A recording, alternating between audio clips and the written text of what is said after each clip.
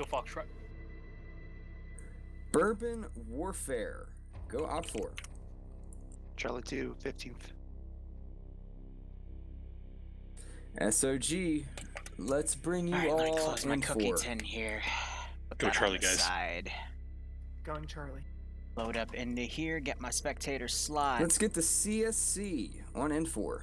Is the title CSC right? Foxtrot. Yeah, we're at about 130 players. Got all the commands working right. Cool. If you are an individual Mox, player no you. that is not playing with a group, please go Op4. You didn't slot a Anderson. I'm aware. Okay. Let me just see. checking, We sorry. got 130 people There's in the such an channel unknown chunk of individual players that when I get to and a few some- extra people some upstairs to funnel mentality in. for Cool. some So of yeah, the we'll be at groups about that are 130 today. sub 5 players, when we get to this period, there's such an unknown number of the individuals that it's just easier to slot them up real quick so then I can factor you all in. Let's get AA and TK on N4. I have another situation where I can't read my handwriting. Is TFG a group? Grab a BTRA. If TFG is a group, come N4. I feel like at this point we just need a 3-letter number, like letter generator for other groups. I think it's TCG. TCG. Okay, yeah, come N4. Is there? Ooh woo for letter? Is If you go to the master spreadsheet and you don't see yourself in the units tab, let me know. Iceberg. Asking for us to switch to the UWU unit. No. all right? Is there a community that has not been slotted? Just a little group called the 13th hasn't. Oh, come in for 13th. I'll take you, Boston. Alright, Boston. Alright, how are you guys doing? It is time to watch Friday Night 242 did not Fights. post numbers. Who is this? Farks. Go and Hopefully come in my for it, internet Farks. has decided to stop being dumb. And we're gonna watch 3 more rounds of PvP. I will be with Barbarian shoutcasting. Warwick might join us. He's one of the original OG shoutcasters. He knows a little bit more about some of the OG groups for FNF. He might join us for a round or two as well. Right, so it looks like And we're about to get round 1 underway. Twig, you have 60 seconds on the clock. Go ahead and get your That's not company our put Frost, together. by the way. That's a different I Frost. think we're looking pretty good. My Delta 2, I don't know what you're doing, but if you could slot with someone else, that would be Kumbaya. They might be able to use you at the vehicles if you want to head down there. Boston looks like So he it's gonna needs be a friend. 66 v 57. Pushing I a guess little over Foxtrot's gonna be their 130 own separate now. units. Sweet. Oh, good. Alright, and just from an admin standpoint, yep, okay, cool. So we have at least 2 in each of those. Good deal. Alrighty, Frost, 60 seconds on the clock. Let's get your company together. Alright, I gotta smack the shit out of Op4 here because everyone's all over the place. Let's close in first platoon here. So everyone in, oh, I see you guys are already moving. Bravo 2, move up to Alpha 2. Let's get, That's Frost. For the record, Foxtrot is BPO for both of us, so we'll just queue into the platoon net. Roger. Pulling everything around here. CGK, come in for. There's a Star Sim guy in here. That's cute. Sorry if I missed your. I did see a numbers few first. guys last My in Fox the EU elements, branch that had I CT don't in know. their name, which if you're in means Fox, Clone Trooper. bring yourselves and your units up to fill in Bravo I just squad. find it first interesting platoon. that we have so many people from all just to across say the Fox board was in Friday Night Fights showing up in here. Foxtrot is the weapon, so you sure you want So I'm glad that it's reaching Yes, those 'cause you're on far the ends, others. you know, because Star Sim you would think is pretty far from a We're gonna a need big 2 gunners down in PvP Gulf. thing. But you never know.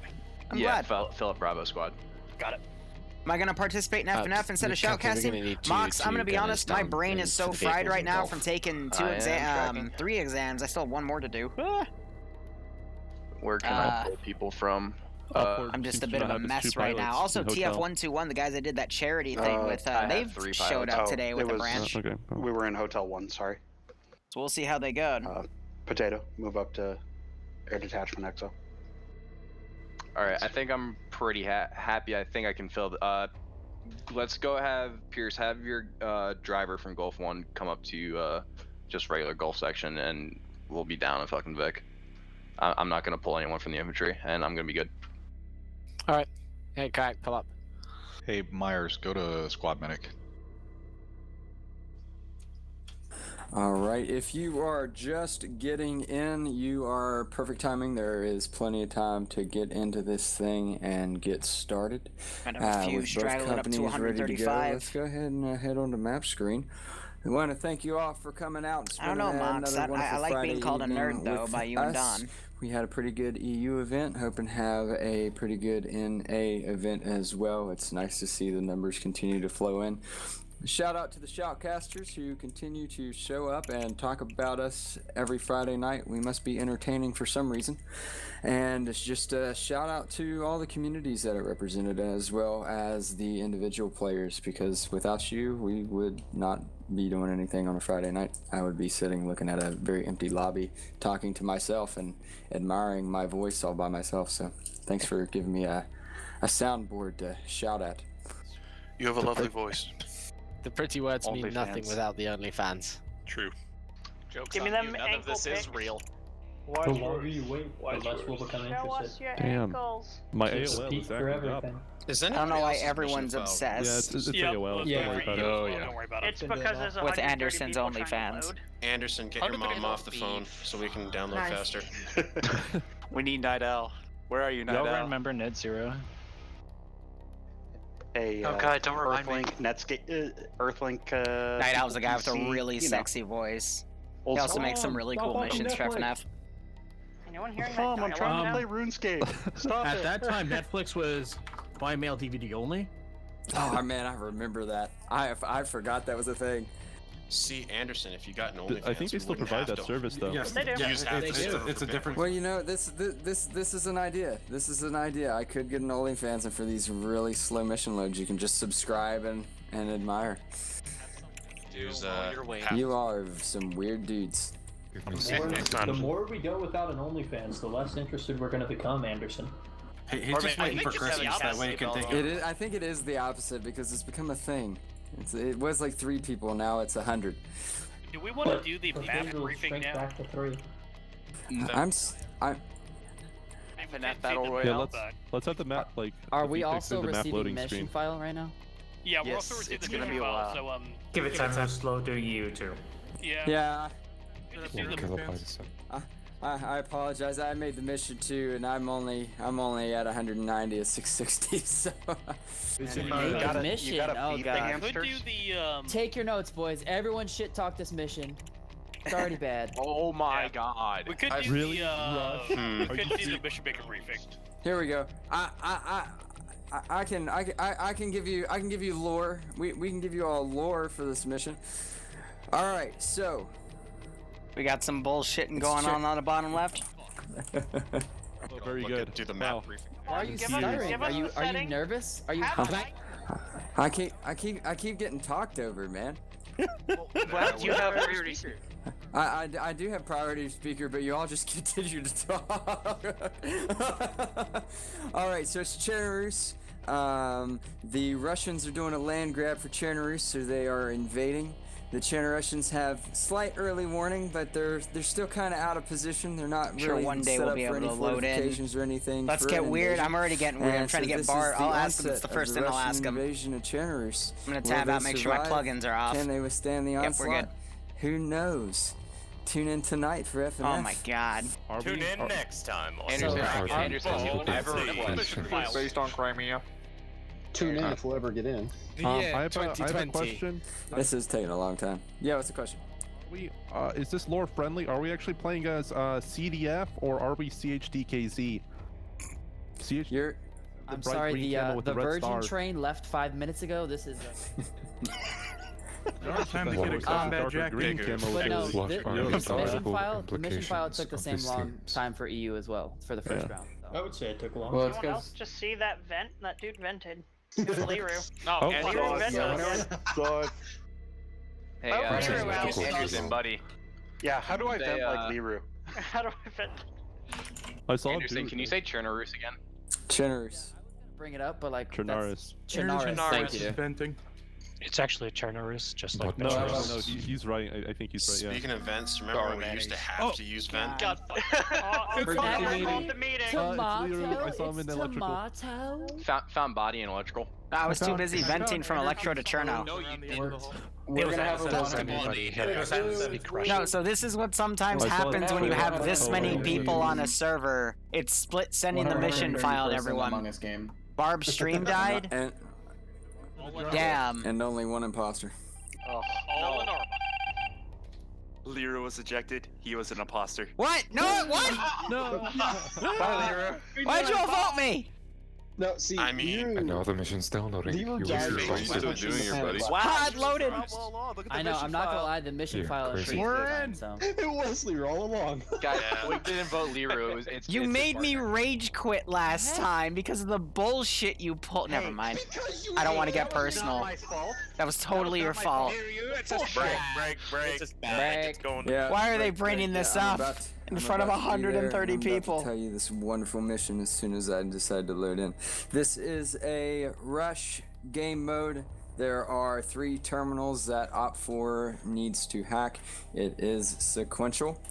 N4 has to defend the terminals. If they fail to defend the terminals, they lose the mission. If N4 kills all of Op4, N4 wins. If N4 survives Wow. till the end of the mission, they win. If Op4 hacks all the terminals before mission end, they win.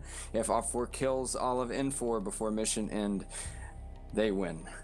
Any questions from our company leaders? No This question. is Chernaris No 2020. Alrighty, well, we spent a hell of a long time waiting on that loading screen, so let's go This ahead and get is, started. Round 1 of FNF starts right now. Oh shit, wait, no, I gotta get in the very right loud channel. on Ah! the game. I got TeamSpeak turned pretty far up. Crap.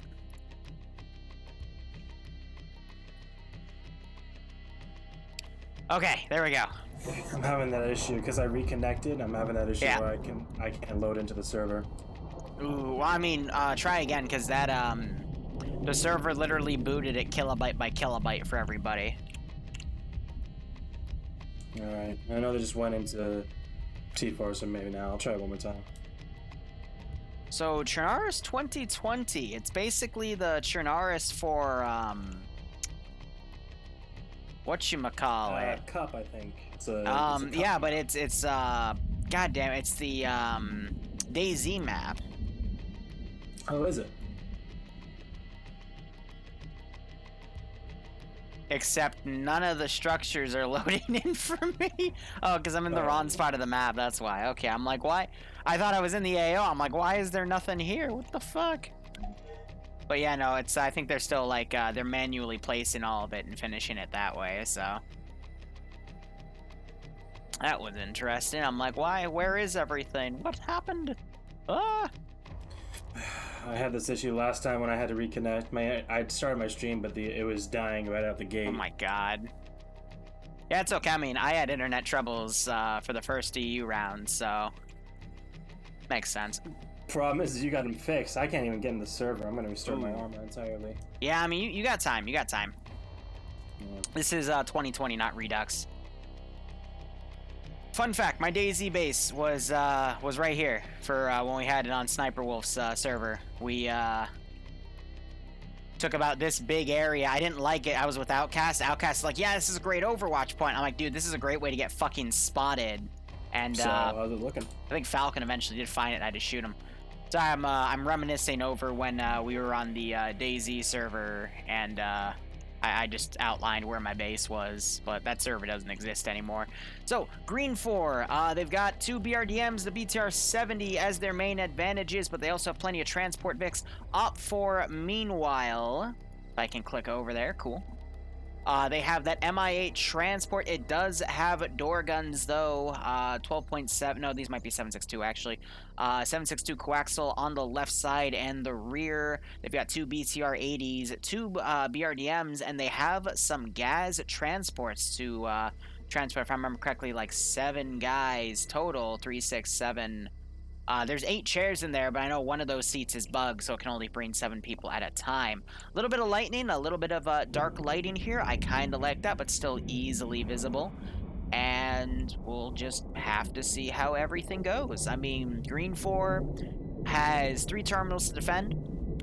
They've all spawned at the first terminal to make that defensive line a little bit easier, but we'll see where they decide to put their last stand, if they will either stay and try to hold Terminal 1, or if they'll try to pull back and make additional defensive lines. Honestly, Terminal 1's site itself doesn't look too bad. In fact, this map added quite a bit of trees to this AO compared to DayZ.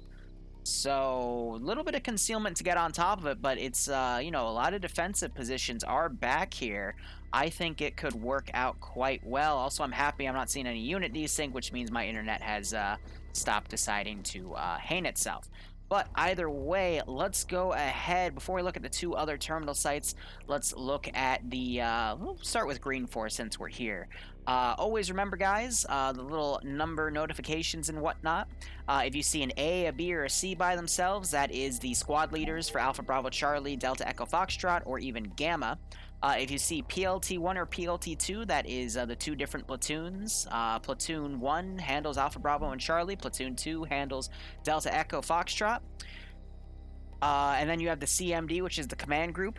Also, fun fact about the platoons, they also each have a marksman in them, so you might see platoon guys running off on their own. That's because they have a marksman rifle. Usually it's some sort of 7.62 rifle with an MOS scope from Vanilla. And then if you ever see any Gammas, those are your dedicated vehicle crew. And then if you have Foxtrots, wait, Foxtrot's the weapon team for Platoon 2. If you see any hotels, excuse me, those are pilots. Now, other fun things to note, Foxtrot is a weapon team, so the 2 squads they have are actually usually machine gunner teams for both of those. So in this case, for Independent, it's a PKP. For Green 4, for Red 4, it's usually also a PKP, but sometimes you see that weapon change here and there. For example, last round, the machine gun teams were MG42s for one of the rounds of EU. But the interesting thing is Charlie for Green 4 and Op 4 are also weapons teams, but Charlie 1's a machine gun team, but Charlie 2 is a mat gunner team. And I'm trying to see, Eander is the AT guy for this team, but I actually don't see his launcher. So I'm not sure if they removed it or if it's hidden right now, but usually they're given either RPG-42s, Carl Gustavs, sometimes you see a Metis, a Stinger, a Javelin, or a Titan. I would imagine he'd have an RPG-42 for this one, but I don't physically see his launcher, so that's a little concerning. But let me look at the other AT guys for Green 4. They're going to be given RPGs, which are reloadable, so at least the squads have a good AT at the squad level. But let's go ahead and look at Op 4. I'm willing to bet we're going to probably see near identical weaponry for Op 4. We see the RPGs. We see PKMs for the squad level machine gun. If we go to Charlie 2 here, their AT is also there. So there's the RPG-42 right there on the Op 4 guy. So I'd assume Green 4 is the same way. And then if you look at Charlie 1, that one is only 2 guys. They don't actually have the machine gun weapon. I don't see a Foxtrot, so no machine gun teams for Op 4. Interesting enough. But then again, they don't really need it that much because they've got 4 big support fire weapons with the 14.5mm on the BRDMs and BMPs. Or excuse me, BTRs and BRDMs. Green 4 has the same thing there, but they just have 1 less, and they have a BTR 70 and 780, but there's not that much of a difference between a 70 and an 80. 60s is a big difference because their armor is a lot more thin compared to the 70s and 80s. Also, a 60 can easily get destroyed by a few HEDP grenades. A lot less compared to 70s and 80s, but you normally don't see 60s used in FNF. I think the one major difference I am noticing, though, is Green 4 appear to have AKM-based weaponry, so 7.62 ammunition, whereas Red 4 has 5.45. So Green 4 guns are going to hit a little more powerfully here But if I were to look at the marksmen on each group, it looks like both are going to be rocking SVDs with MOSs. I just saw one on Op 4 and, or excuse me, Green 4, and now I'm going to check Platoon on Red 4 if I can find one. I don't see second Platoon live for Red 4, so that's a little in. Oh, they're all the way in the bottom. All right. And then, yeah, they also have marksmen. So this is going to be pretty much a mirror match with some slight advantages going to Green 4 for caliber, but Red 4 has an extra 14.5 millimeter /7.62 coax. But also, Green 4 has the sky, or excuse me, Red 4 has the sky with the helicopter, and we'll see how that lands. Anyway. Metal bird. Yeah, right? It's honestly just a flying coffin with all those, That is a huge safe start area for Green 14.5 millimeter. Yeah, no, they get the entire freaking map to set up. So AO number 2 is in the middle of an enterable church building. Not a bad choice. I could easily, if they have a fortified tool, they could definitely make this into a bit of a perimeter, but it's gonna be a little hard to manage because it's right next to a hill that gives Op 4 a lot of concealed cover. That's not a good word to use. It basically gives them a lot of defilade cover to move up on this position, so it's a good spot. I like it. If Green 4 has fortified tools, they could use that to kind of make this AO a bit better, but otherwise, not much is going to be done for that one. Then we have Terminal 3, which is in the little military base that was tacked on in DayZ. This one I kind of like as well. No, I don't. I take that back. I thought it was more towards the center. Instead, it's in a building. It's in a radar building on its own, right next to, again, on the top of a giant hill. If anything, this... Yeah, no, I mean, this would classify as a hill, but a lot of concealment is here for Op 4 to move up on it. And honestly, once they get that close, it's going to be a bit too late. So out of all of these AOs, I kind of like Terminal 1 the most, because at least you can make a perimeter out of this. But even then, there's so many forested routes to come in on. If you want more open areas, Terminal 2 is a bit better, but you're going to have to set some people up to overwatch these open areas. Otherwise, it's going to turn into either a rush through the open fields or an urban push. So... I'm not gonna lie, it's gonna be tough for... Go ahead. I was gonna say, yeah, I'm a bit more partial to Terminal 2 because of that urban writing. That kind of close quarter stuff almost always favors a defending force, so I think it'd be very beneficial to them. I wouldn't so much say, like, you know, abandon 1 and just stack 2, but I feel like if they play 2 right, they can let that last for a long, long time.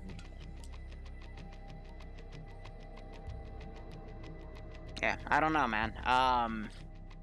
I think this could go either way. It's going to be really up to Op 4 to utilize their tactics here. They do have some armored gazes, too, so that can really help them rush, but at the end of the day, it's going to be up to tactics here. I could very well see Op 4 rushing with the team in an MI8 into a terminal site, or at least to scout one out. Terminal 2 would probably be the best one to do any sort of scouting information on, since it's tied to a really big town. But we'll have to see. Definitely. If I was... go ahead. The 14.5s on the BRDMs and the BTRs, whatever. if you do exclamation point mission, it'll tell you the bigger assets. Gazes, but more small arms fire, infantry arms can't. So that's going to be the counter for N4 to utilize against that invading Russian force. Mm-hmm. If I was in independent shoes, I would send units out to go tell me what was at Terminal 2 or Terminal 3, or hell, I'd probably go out myself just to look at it and then make the plan. But in Green 4's shoes, when you're given 3 objectives, you generally don't want to spread your forces across all 3. Since it's a wave terminal, meaning Op 4 can only take Terminal 1 first, then 2, then 3, you don't have to have all of them evenly defended, but I would definitely have a defensive garrison at Terminal 1, and I don't know. Alright, righto, Barb. You can always tell me, you know. I don't care. Yeah, I don't want to... No, it's fine. So Barb is having some trouble. He's going to restart his computer, and he'll be back with us momentarily. I'm going to Brazil. He's apparently going to Brazil. All right, so again, as Green 4 command, if I was in his shoes, I would pick 2 AOs. Normally, when you have a wave defense like this, you usually mount a big defense at Terminal 1, and then you have a skeleton crew at Terminal 3, and maybe 1 or 2 guys at Terminal 2. Same with sectors that are done in order, just to kind of prevent insta-back capping to be made. Because you got to remember, Green 4 loses if either they lose all the terminals or they get completely wiped. But Op4 can gain a lot of ground if they back cap, meaning they have people by Terminal 2 and Terminal 3, so then when they take Terminal 1, they can immediately take Terminal 2 and then immediately take Terminal 3 after that. But with these terminals here, it's going to be about 90 seconds after someone interacts with it to initiate a hack, quote-unquote, and then after that time, 10 to 15 seconds will go by, and then a GBU will spawn over the terminal, making an explosion, and the terminal, since it doesn't have a destroyed texture, will do a hide text animation to simulate, you know, it self-destructing, which is cool. So we see Independent pulling some forces back here, but how much is the real question? We have a single guy going back with a truck. We have Command also going by in a truck. I'm wondering if my pluses are being wonky here. I'm gonna hit O real quick. Yeah, no, so my plus is normally I get a plus and then how many people. I'm also having my names glitch out. That's an occasional glitch with spectator mode. Usually restarting doesn't fix it, though. It just decides to be that way for the mission files. So we're not going to know individual number counts. I apologize for that, guys, but I don't know. We'll see. It looks like Green 4 is actually holistically abandoning Terminal 1. That's not what you generally want to see, but I guess they want more time to defend the other areas, thinking that this one isn't a good spot to defend. But at the same time, it is one of the better picks, in my opinion. Now, another thing you can do, especially with terminals, is everyone gets a pop-up when the terminal's been hacked. So terminals are the best objective to make explosive traps with.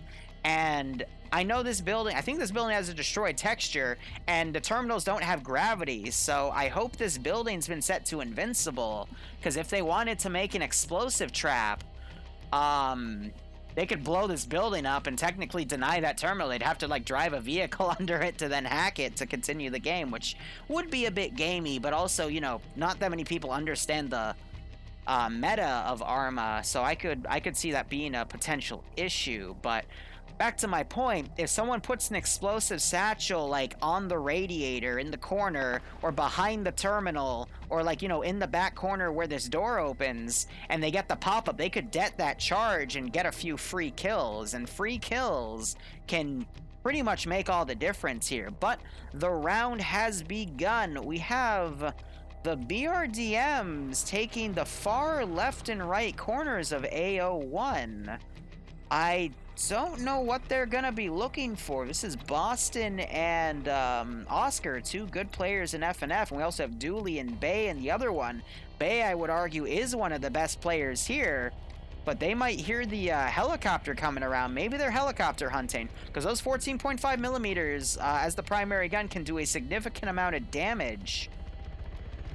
Now, if we were to look at the helicopter, though, I can tell based off of who's in here, they've got looks like a pilot and 2 gunners, so Homebrew I would bet is flying. And then Potato, who's a newer member of TSB, and then Photonic, he's, I think, just a rando.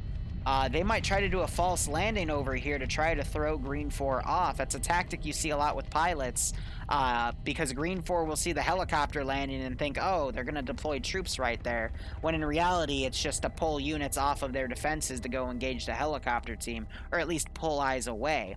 But instead, Op4 is opting for a pincer maneuver here. Looks like it's going to be a northern and southern pincer, or this team is going to start going to AO number 2. Also, we're seeing Green 4 take the rail station to potentially set up a defensive line between this AO and the next. These aren't always 100% effective. Looks like someone got armored here. Oh, their truck got armored, definitely. Probably on the railways here, but I'm always against these types of defenses because sure, it's in between terminal sites 2 and 3, but these guys are still way out of position to really cover either side. So Op4, you know, in vehicles could just drive around that spot. We've seen commanders pick this type of strategy before, but I've never seen it really successful.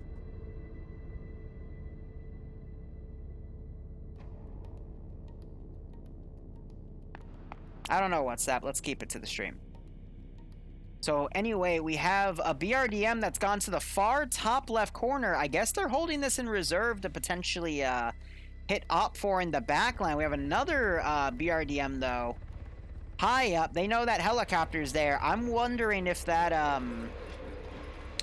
we might have that BRDM start engaging it, because there's nothing that MI8 can do to it. But it looks like the gunner of this BRDM is having a little bit of optic trouble.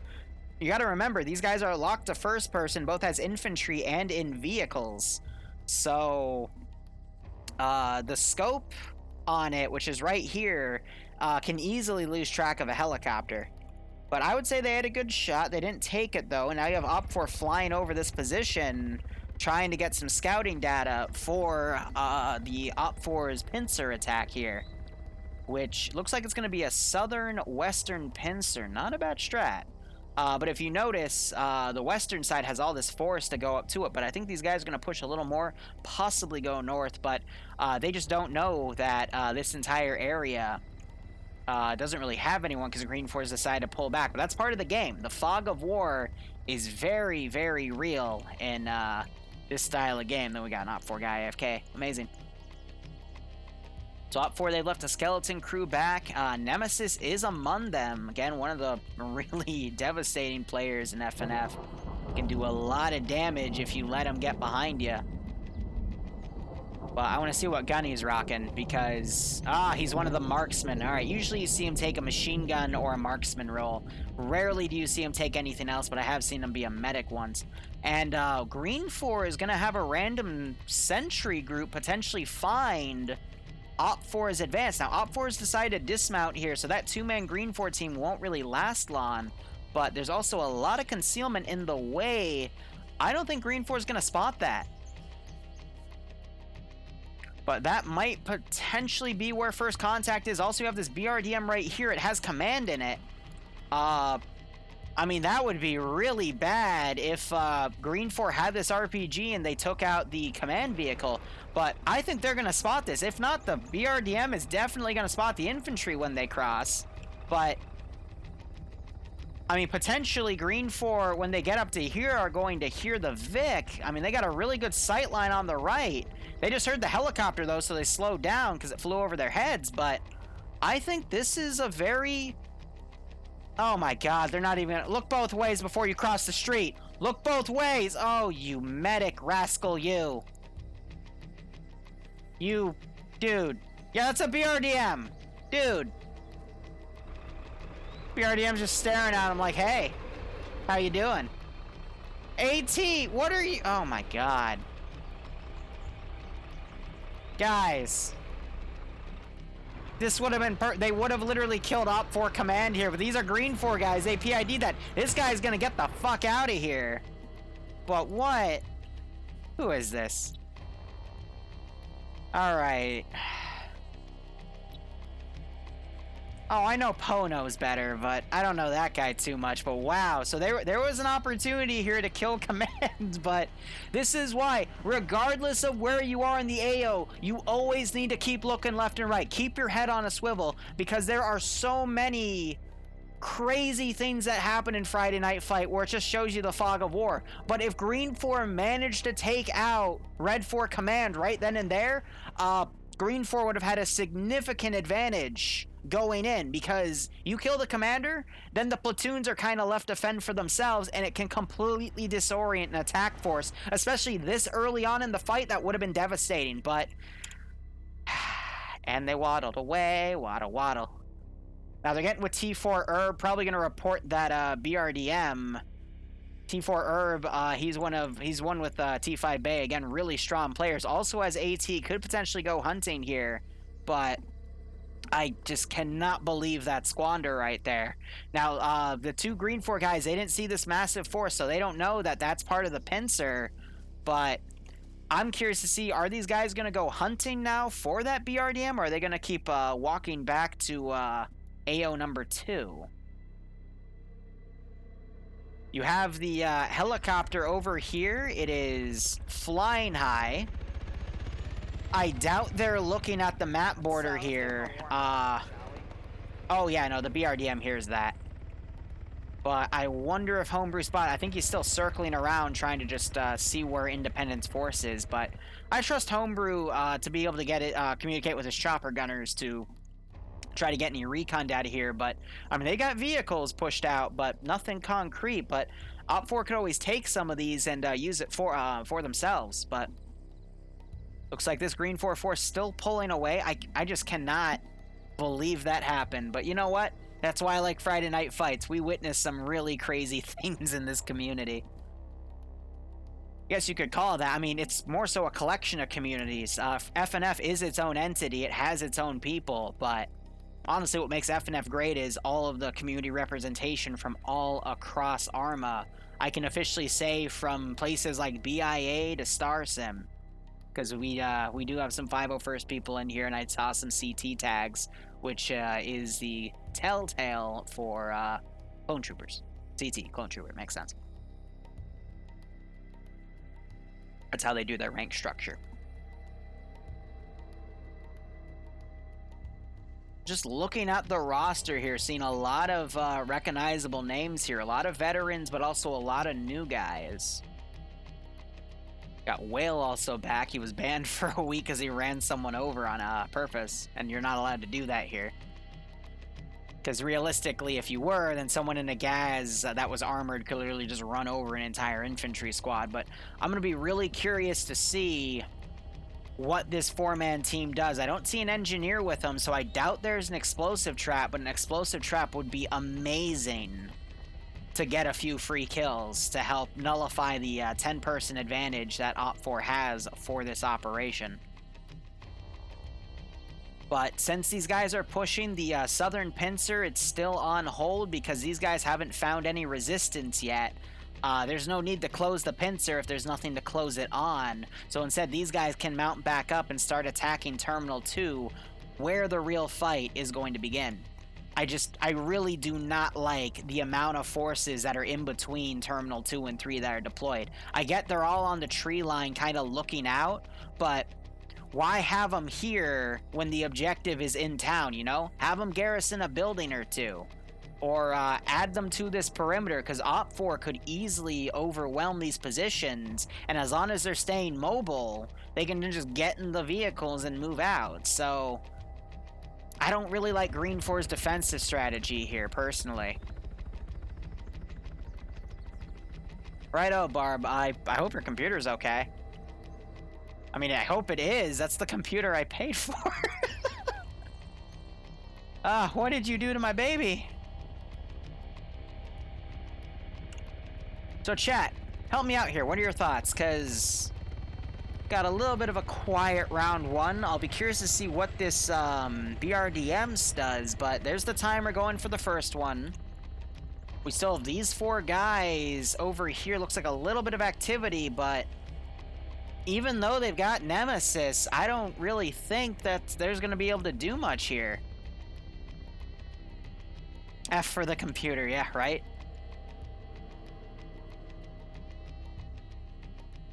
Already had a few squanders, but I don't get why these guys... Ooh, what was that? That was a random tracer by Night Owl, Mr. Sexy Voice.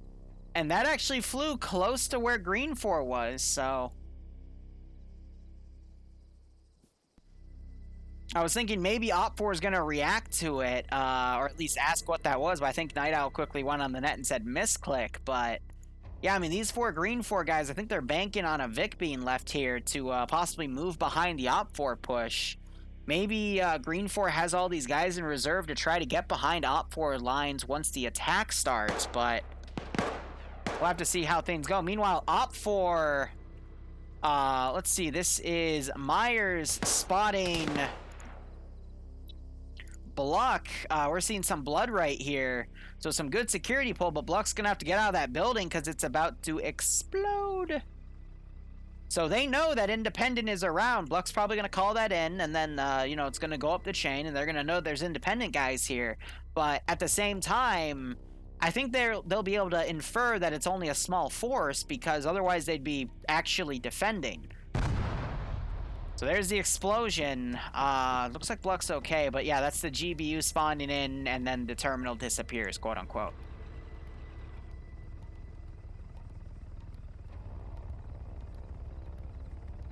I know, exactly. The forces between Terminal 2 and 3 can be used to maneuver, but at the same time, I've seen this strategy done time and time again in FNF, and they're never used to maneuver. Instead, they're usually just bypassed, and they don't maneuver in time because the coordination through communication disappears. But now, Op4, you're going to start seeing them pull away. Only one firefight happened between two dudes. It wasn't even a firefight. It was just one guy shooting at another dude, and that's it. So I think Independent's just kind of stalling for a little bit of time here, but we're going to start seeing Homebrew fly the helicopter over this open area. I'm going to put my render distance up, and you see it immediately get capped back. So this is the render distance that the players have as well, and it's not that good. I mean, again, this is why I don't like the recon strategy here, because these guys also have a limited render range, and they can only see so much. So BRDM has moved to the south, and we have the other BRDM still in the top left corner. I'm sure Independent has a few tricks to play with those BRDMs, which is why they're keeping them far off on the reserve, but I don't know. And then we have just some hidden AT guys.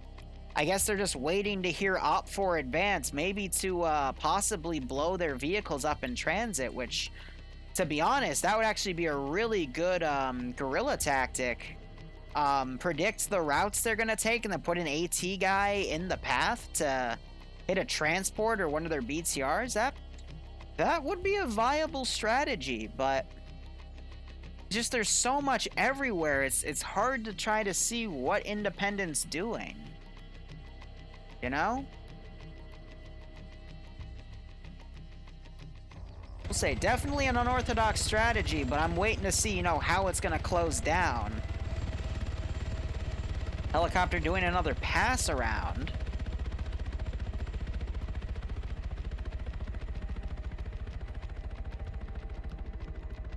I don't know.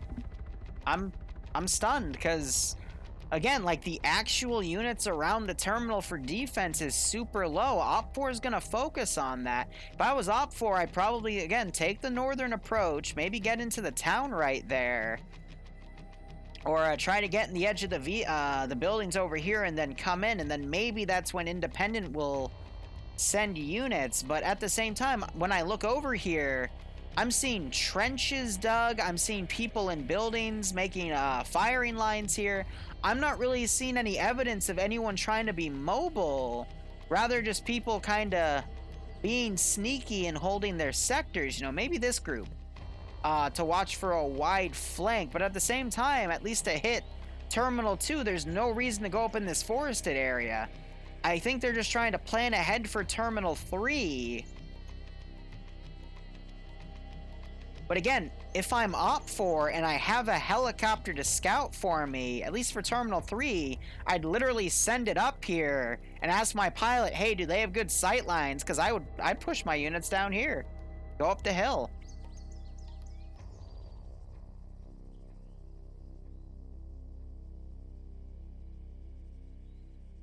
I don't know. Op4... I don't fault Op4 for being too cautious here, because they have no idea where Green 4 is. They don't know where Green 4 is going here. I don't know. It's tough. But we see them remounting. They're going to back off on this little airstrip. Actually, no, this is a shooting range. Oh, yeah, no, definitely a shooting range. Because you have the little shooter spots right there. I almost call it a little airstrip, but they're going to back away and I guess come around and possibly hit it from the north. We do have a BTR over here as well, overwatching from the north, I guess to cover any advances here, but it could easily be caught out of position. And we got this southern group also chilling. BRDM is being mobile now for Green 4. Honestly, the best time for it to strike would be now, but Green 4 has no way of calling that in, so I think they're going to try to back hit a few guys, but it's not going to be in vain here. Gonna go where that helicopter just flew over. Again, Homebrew's gonna go over and he's not really gonna see much. You know, nothing in terms of dismounted vehicles, nor just any infantry movement. Just gonna seem dead, but this has to make Op4 Command wonder where the forces are, because they haven't seen that much.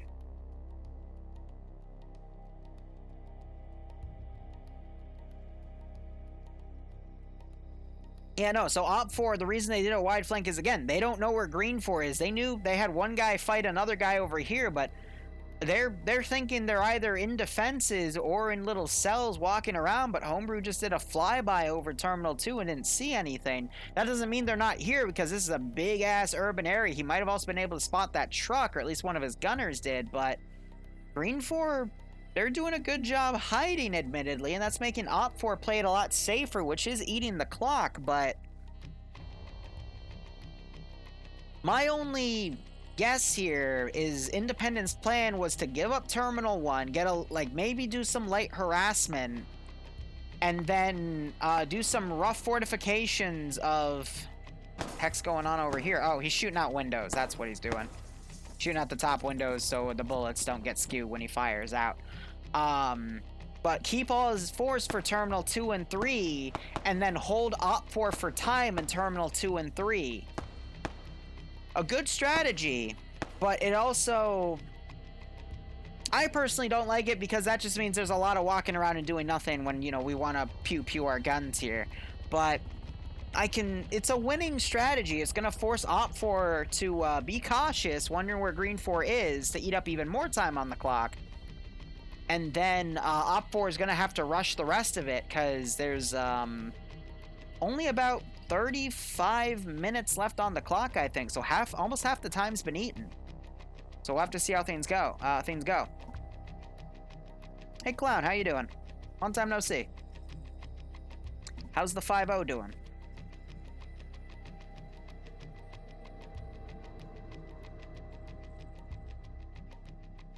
Now, I'm curious here if these 4 Green 4 guys are going to run into that southern Op4 flank, which they might misinterpret as the Op4 guys they found earlier, but it's going to be up to Op4 to be pulling rear security, because honestly, if these guys could catch one of the teams of Op4 out of position and shoot them in the back and pull away, that could be devastating. But we also have the command BRDM here, and it's going to pull up. Do any of these guys have AT? No. Oh, I mean, they've got GLs, but that's not going to do too much damage, because I doubt they have HEDP. They don't, actually, because it's Op4 base gear, so there's nothing they can do about that. So again, the command BRDM being super close to bad guys, but nothing can be done. And Green 4 BRDM pulling by Op4 spawn. I guess just to chill. Maybe they can coordinate with that BRDM to come in the rear and hit it, but I think Green 4 is going to miss this entire Op4 push. Yeah, no, they're looking in opposite directions. They might have heard the BRDM drive, but I think this is going to be another miss here. My fear, though, is these vehicles coming around, they might get caught out of position by this BTR-70's 14.5 millimeter. That could do some serious damage, but you do also notice that Op4, they are reconning with the BRDM, which is a good call. But we're probably going to have O'Neal... Hey, Barb. We're probably going to have O'Neal get caught out of position here by Green 4, but there's a little bit of defilade covering the way. I think O'Neal will spot them first. No, they're going to go... it's going to be taken to the low ground here. But right here, O'Neal, hopefully, like, they're literally going to walk right in front of him. O'Neal. O'Neal. O'Neal. Oh, my God. Damn it. Damn it. Dude, he's literally going to walk right... He's like, wait a second, you're a green 4 guy. What's going on here? Is there guys behind him? No? All right, I'm gonna go shooting. There's a third guy. Herb just landed a great shot on the G2 BTR. Joined nice. Right, exactly the right Hold time. on, no, hold up, fucking O'Neill's following them now. BTR for Op4 is cooking off. Ouch. So yeah, the loose tactic they're doing is working here. But hold up, I'm following O'Neill here. This is actually amazing. Yeah, those two crew did not. Wait, hold up! Independent guy just turned around and spotted O'Neill. Nemesis spotted him and just took him out. I was wondering because I knew Nemesis was a part of this group. I'm like, I know Nemesis is smart enough to actually look around once in a while. Thankfully, he proved that. Gets the double tap to make sure he's in, and O'Neill disconnects. Oh my god. O'Neill should have taken it when he had the chance, but unfortunately, TSB wins again. What? This. What? The thing that just happened. So O'Neill, okay, actually real quick, Platoon 2 HQ, Twig King just, shout out some disconnects of the BTR. Other BTR is firing though, that's, Pearson Friends.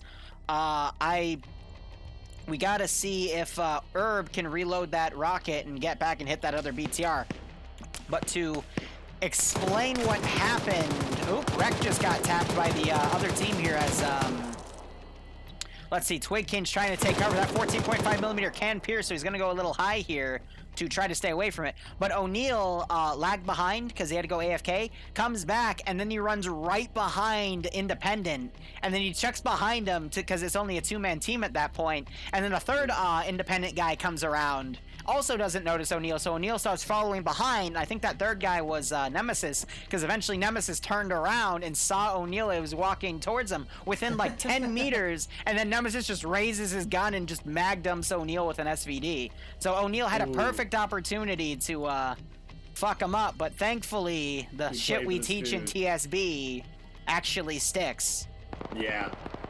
Meanwhile, over on the western side of the town, one BTR is down and its crew dismounted and ate the cook-off. Yep, so but down. we have Second one is retreating, but the AT guy is out of rockets. They have no AT to deal with this now. Boston with the BRDMs coming around. They're probably going to go hunting for that BTR. They are the more mobile vehicle. They could catch this BTR out of position because it's trying to pull away, but so far Op4 is down a guy who got left behind, and they're down a BTR, and it looks like the two pincers they were securing are going to regroup, but right next to that BTR-70, though that BTR-70 only has sightlines on the objective. It's not actually looking behind it. If they had someone dismounted pulling 360 and they noticed that large group of Op4 coming by, that could be huge. But now we have the BRDM chasing down the BTR. Except the BRDM looks like they just broke off, possibly losing sightlines. Yeah, I think they lost the trail, and they don't expect it to run through the forest. No, they're turning left again. They might have just caught it. Yeah. But it's very hard to tell because there's only a driver and a gunner in there, and neither. The BTR is slowing down. It's getting caught up in the trees. They could still catch it out of position. That 14.5mm would be devastating. By the way, I think Homebrew Cocaine and the MI8 found the other BRDM by T5 Bay. BRDM is staying at the edge of the tree line and it's looking. Yeah, it's looking, but the BTR is pulling away. Yeah, there's way too much tree cover. It's not going to see it. Now, I wonder if they're going to go following. They got to be careful, though, because if that BTR goes too far up north, it's going to join its infantry escort. That's the entire... another... Hold up, we got the northern pincer. It's now pulling to the right. We're going to see another two-pronged attack from the west and northeast, but the BRDM is deciding to risk it for the biscuit and try to find that BTR, but... And that's command, too. Oh, dude, you missed it. The command BRDM for Op4 could have been blown up right at the get-go by two Green 4 guys, but they didn't look both ways before crossing the street. And the BRDM spotted them and just ran away because they saw one of them with AT. Yep, that's exactly what you should do. We would be seeing a completely different match if some people actually looked around. Like Nemesis. Be like Nemesis. Nemesis is able to kill people because he actually looks around once in a while. If you don't... Looking ahead... go ahead, sorry. No, it's fine. It's fine. Looking ahead at Nemesis. 3, I love what they've done as far as defensive line. They've set up a very wide perimeter, not stretching it too thin, but putting the important people in strategic places. I'm seeing them put AT up on the higher ground and just really covering this entire area. So I think they might fall back in Terminal 2 soon. I wish they used the fortifications on Terminal 2, but again, I've been struggling to try to figure out what Green 4's plan is, because they've been really sporadic. It's been working for them. Op 4 has been very uniform with his pushes, but Green 4 has just been super spread out and sporadic, and yeah, it's gotten them a free BTR kill. It's gotten them a free infantry kill, because the infantry decided to follow the wrong team for a while to be sneaky, but Op 4, I think, just fired some flares over the Terminal 2 site, trying to get their attention, trying to get something to shoot at them so they can get any sort of recon data. Ironically, the two pincers are going to be away from the Green 4 BTR-70. I was expecting Op 4 to go up to this forge to stage to then push, but they're going to play this a lot more cautious. But if they keep playing it cautious, we could see the 15-minute timer go off in 6 minutes now. So that's probably how Green 4 has been playing it, if you ask me, though. Force the other team to then rush towards the end. Meanwhile, I mean, you still have almost all... No, actually, Green 4 has all of their guys. They haven't lost a single man? Green 4 has not lost a single man. Meanwhile, Op 4 has lost a man and a BTR and its crew. Meanwhile, BRDM pushing ahead, not realizing that Op 4 is right there. I'm trying to see AT pull out.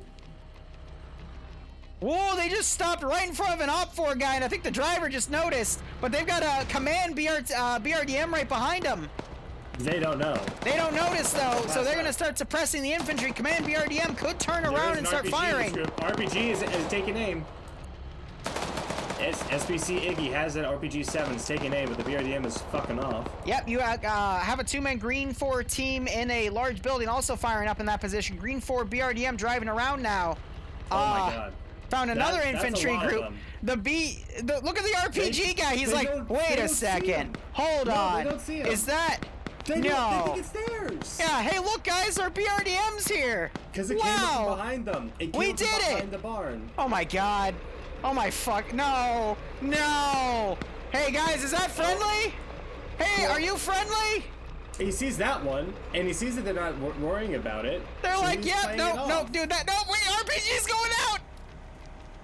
He's not sure. He doesn't look. He's not aiming at that one. What is this? That's an enemy! Come on, Perkins! I know you're a PV2, but please! Oh, and now it's opening fire. Nope, RPG's going out. No, but it's shooting outwards. They're confused as shit right now. What? What? And, like, it's... Platoon 2 HQ is shooting at it. They're firing at the wheels. Where's the RPG shot? Are they afraid to fire the RPG because it's too close? No, there it is. Oh my god. And yeah, both of them are dead. What's that? My chat's going, I don't ever want to hear people talk shit about TSB again after seeing this. Fucking god. I'm not gonna lie. Independent almost got away with that, and that's kind of scary.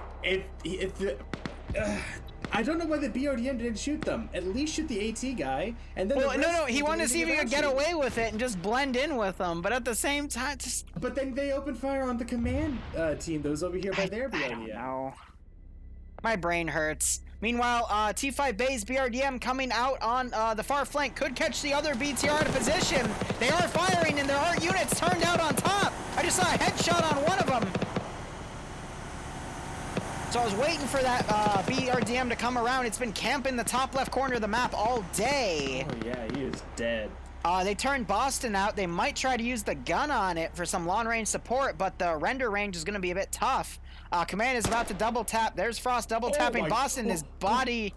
Did you see that? I guess Boston made a deal with the devil, which is why he was able to sneak up behind Op 4, and I guess the devil just decided to collect the body.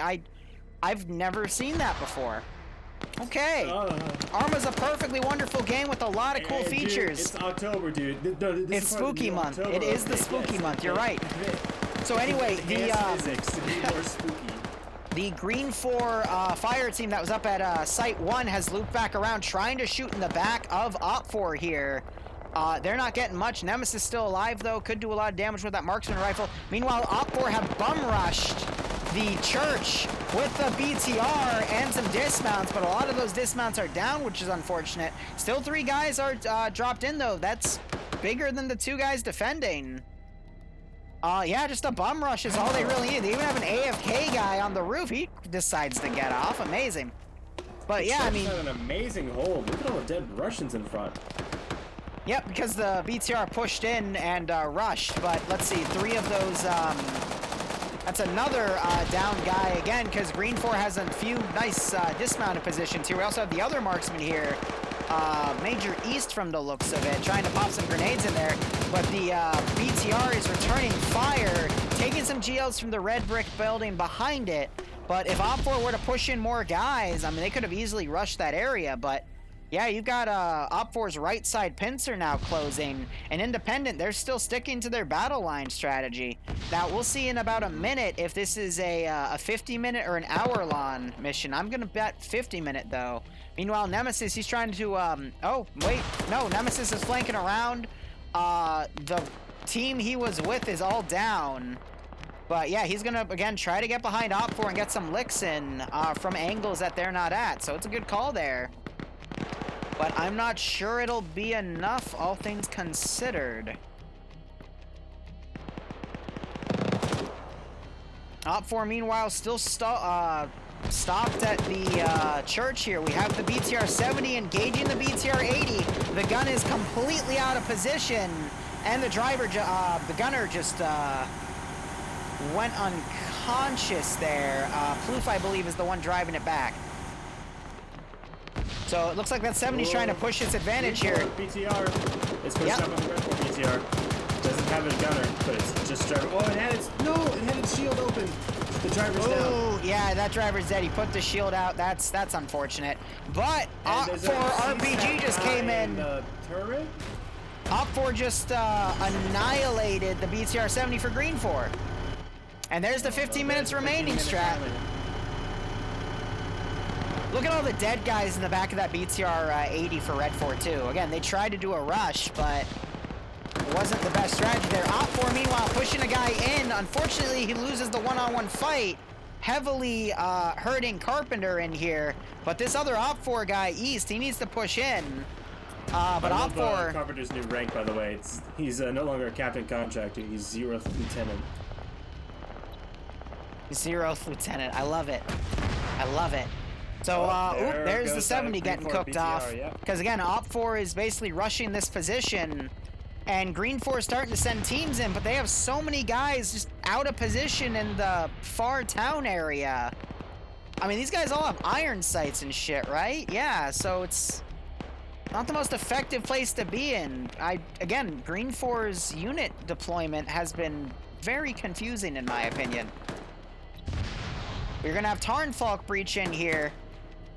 Saw some movement down there. That was just his marksman. Throws a grenade in. Oh, it's going to land perfectly in front of Carpenter. Not sure if it wounded him or not because the blood's going under the textures onto the ground. But looking at that blood, there is a lot of it. And he is bleeding again from those grenades. Yeah, so GL's trying to be popped in, but it's falling in the minimum det distance.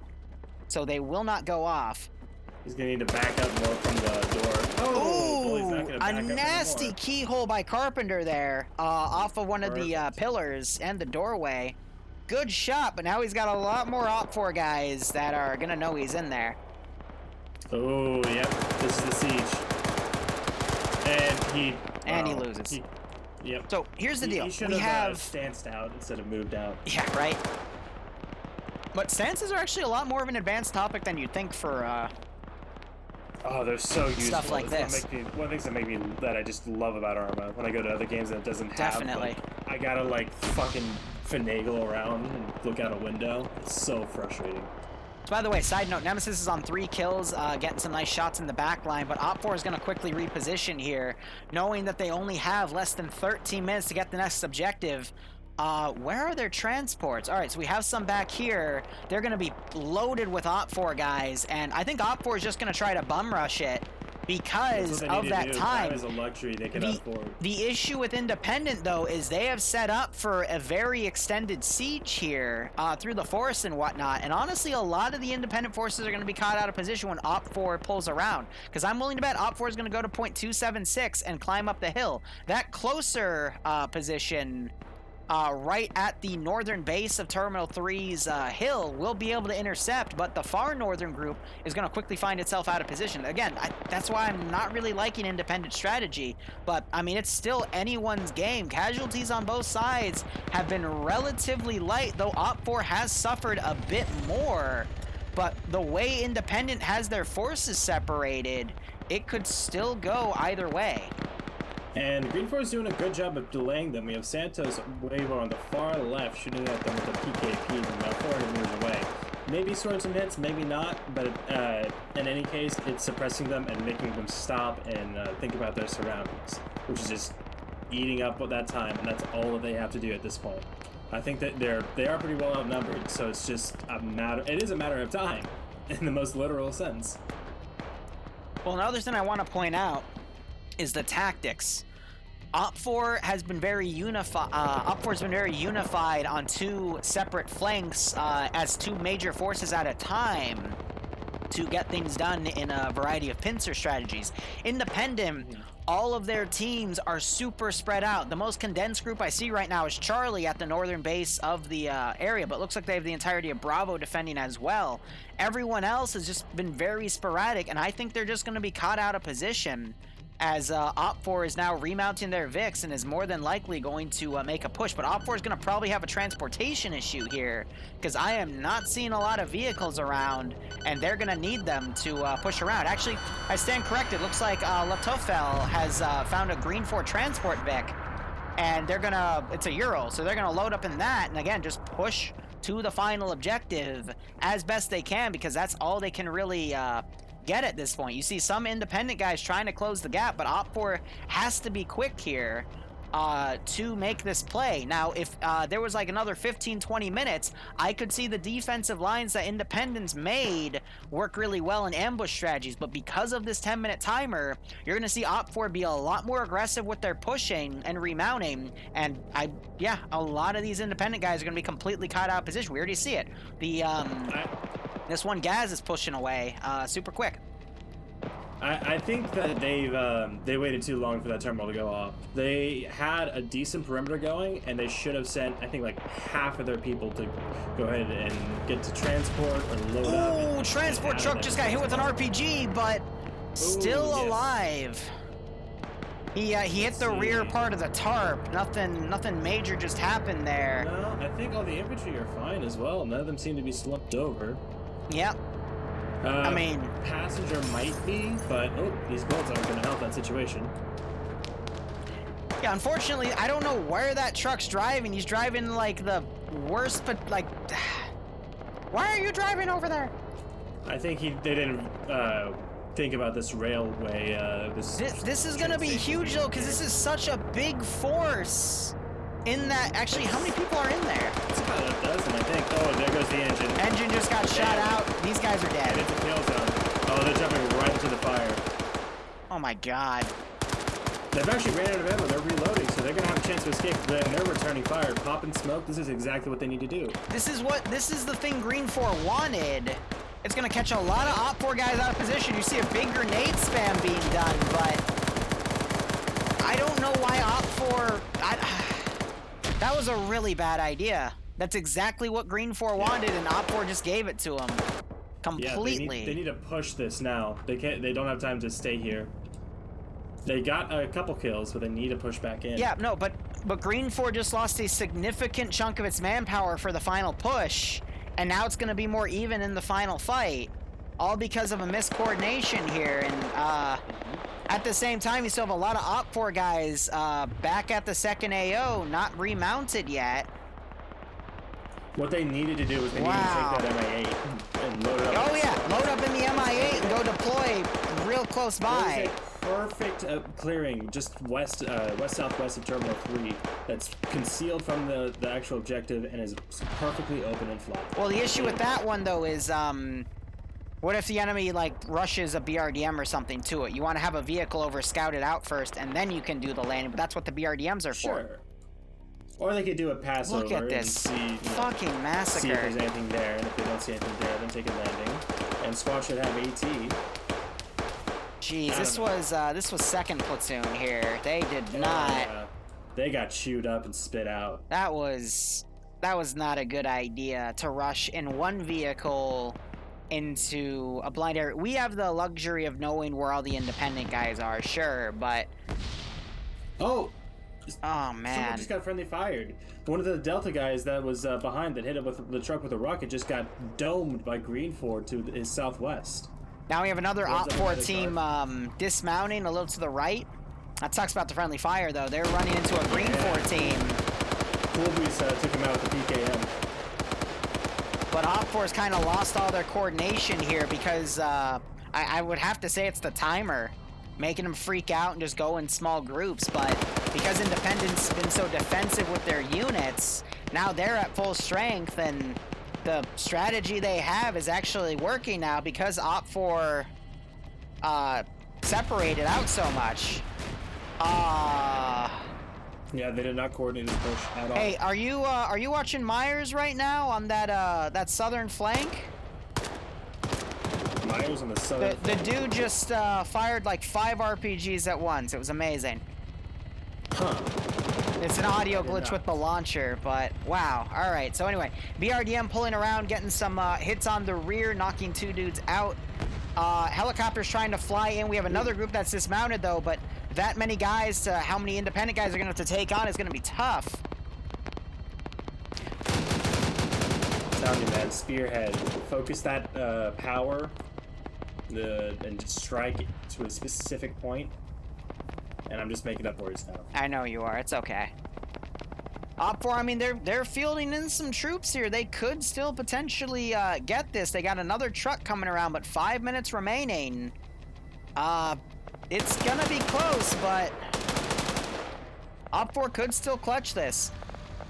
Yeah, you have the helicopter now suppressing that general area. Yeah. So not gonna do too much of that PKM or PKT that's mounted to the side, but it's. I think it needs to fly a little closer. I know Homebrew, he's good at flying, but he needs to be a little more aggressive with that unit tactic here, because otherwise he's not going to get much done. Meanwhile, looking back, we got. Sorry, go ahead. Go ahead. Henderson is in the bathroom at Terminal 3, just having to sit down, just chilling. Are you telling me we have soldiers in the shitter too, Electric Boogaloo? Possibly yes. Although amazing. It's shitter adjacent. It's the sink room and the toilet. He's in the sink, just chilling. I love it. No, I need you to come check this out because this toilet room doesn't make any goddamn sense. What the Oh, hey, it's the Soviet. You watch other people take a shit. It's fine. It's fine. You must keep eye on comrade at all times, even when shitting might be capitalist spy. And you never know. Secret camera out of Ames. So, by the way, Green 4 BRDM was just destroyed down the hill, up the hill. First groups of Op 4 have pushed in. They're fighting with some of the outskirt forces of Green 4. If Green 4 keeps attacking in only defending in small waves, Op 4 could actually beat them back, but the fortifications that Green 4 has dug here with those E-tools and grad trenches is proving useful and giving these Green 4 guys a little bit more survivability. 3 minutes, 45 seconds remaining. More Op 4 reinforcements being brought in, but you're seeing this massive wave of independent forces come as well to the final objective. This is going to be neck and neck, but Op 4 needs to... Go ahead. I was going to say, this is actually very disappointing for this Red 4 push. They've been very well battered. Still some survivors, and Charlie's moving into position a bit closer to the flank now. Oh my so god! There's still a chance, but this is... Real quick, I gotta point this out. So there's a firefight. You have Nielsen for Green 4. He threw a grenade so accurately on Rust here. The grenade literally bounced off of Rust. It bonked on his helmet. It bonked on his helmet. That was beautiful. Oh, and Rust just got headshotted. Well, that's another bounce to the head and a lot more lethal. It was a quicker bounce that went through the brain instead. Meanwhile, Op 4 dismount next to that blown out BTR. They're gonna try to remount and probably push up. Less than 3 minutes remaining though. They need to move quickly, but they can still beat out the entirety of independent forces still pushing in. But that Op 4 push, it's down to 4 guys. It's not GG yet, but it's very, very close. Random explosive trap going off, because it's not useful anymore. I was gonna say it's probably on the timer. Possibly. We got some Op 4 guys pushing up to the perimeter here, but the actual building's garrison, even though they're a little exposed right there, they're able to sweep things out. We just had Mosh stand up and get another kill, but he's now in a fight with Platoon 1 HQ, Iceberg. Iceberg switching to his pistol. Yes! Reloading is always quicker. Switching to your handgun's always quicker than reloading, but unfortunately he's gonna get pushed by Nielsen. Oh, and here's the Red 4 push that might do. It's gonna. We have Marco the Mat Gunner. He's pulling out the RPG! Oh, a beautiful shot in the top right window. We actually killed someone with it. Nice. Yeah. But he was just knocked unconscious. About Nemesis. Nemesis is still alive. He has 4 kills. Nemesis is all the way on the top, but he's way out of play here. He's not going to be useful for anything, unfortunately. But nah, there's not enough time. 1 minute, 30 seconds remaining. A few more Green 4 guys out and about holding the line. We got Mito, the only guy. Actually, no, Carlson's also alive. We have Command Euro pushing up on the northern flank. Only has a handful of dudes, though. They're going to be quickly shot up by a guy. Mito's holding out in the forest. He's missing his shots. And we have another command vehicle being driven in, but it was being fired at by its own helicopter. I don't see it. I don't see Op 4 getting in here in the next 50 seconds and touching the terminal. I think this is GG. Oh no. Jamadia, open fire. That is not your man. And there he goes. Aye. So again, good push, but honestly, if Op 4 had another minute or two, then the Green 4 QRF, like even if they took the terminal, Green 4 QRF would be right on top of them, and I think it would just go back to Green 4. So I'm annoyed that Independent won this round because I hated the strategy they had, but and the only reason it worked was because 2nd Platoon of Op 4 decided to drive in the worst area possible. And there it goes. It's 10 seconds early, but approximate overtime.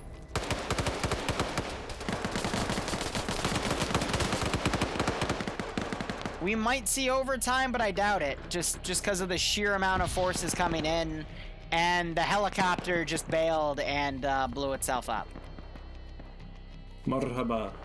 But at least Potato survived. Oh wow. Landed on the soft wheat fields of Eastern Europe. If this goes into overtime, I'm gonna laugh at Homebrew. It's in overtime. It says approximate overtime. Well, it automatically goes in there, but it's FNF admin's decision if we go into overtime. It's possible, but honestly, with the wave of independent forces about to come in here, I don't see a point. Mm-hmm.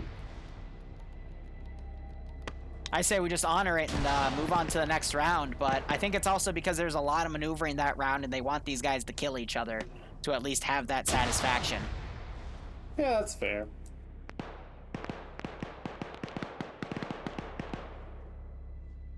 We have Night Owl and Bridges having a one-on-one. Yeah, it's the Churnaris DayZ map. Move, trying to get out. And Iota, glad to see you there. I'll see you there. Changes mag. GG Independent from our core. Come on, Bridges. Oh, and there it is. Yep, that's an indie win. They're calling it now just because the sheer amount of independent guys on Terminal 3. We'll see the next round in a second. There it is. But overall, I'd say great round. A few oofs on both sides, but the only reason Op 4 lost that was because 2nd Platoon decided to go in a silly route, and I think because they were still in the pincer maneuver strat mindset, they didn't adapt to it, but also, you know, it was still working, so why would they change it? But let's go. Proving Grounds. Oh no. 135 people on Proving. Okay. Proving Grounds, by the way, you goddamn illiterate fuck. I didn't even do that. Like, I just didn't spawn with What? her. Break. fuck? It's fucking you're still hot micing. Come on. Yeah, that's pretty bad. Great job, Anderson. I need under the Boston mark. Let's get platoon numbers, please. Or not platoon numbers, community numbers. How are we gonna do Yeah, I don't know what I did proving with my- grounds? There she is. Carpenter, I'm here, J Wolf.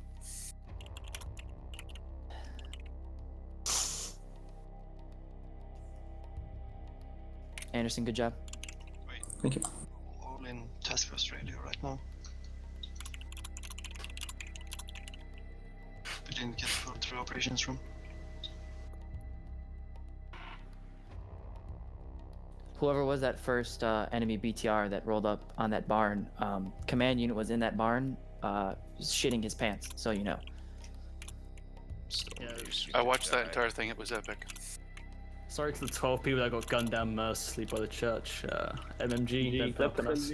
Man, dude, that was I don't great think you hammer and understood anvil. how frustrated I was trying to get our BTRs to shoot at the BRDMs that just fucking rolled right past me. As a company commander, I was never more scared. Can I have the floor for a second? As the guy watching everything go down?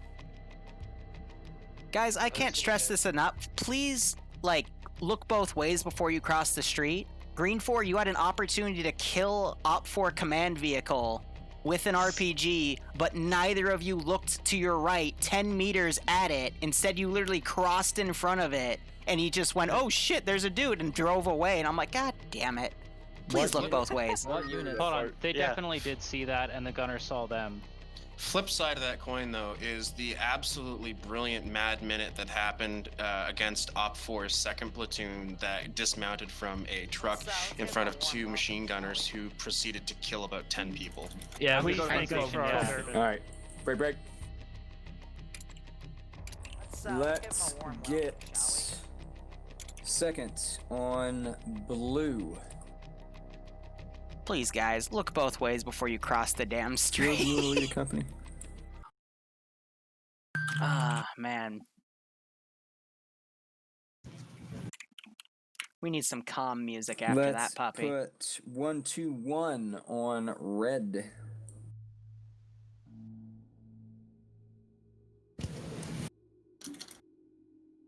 Let's put SOG on blue.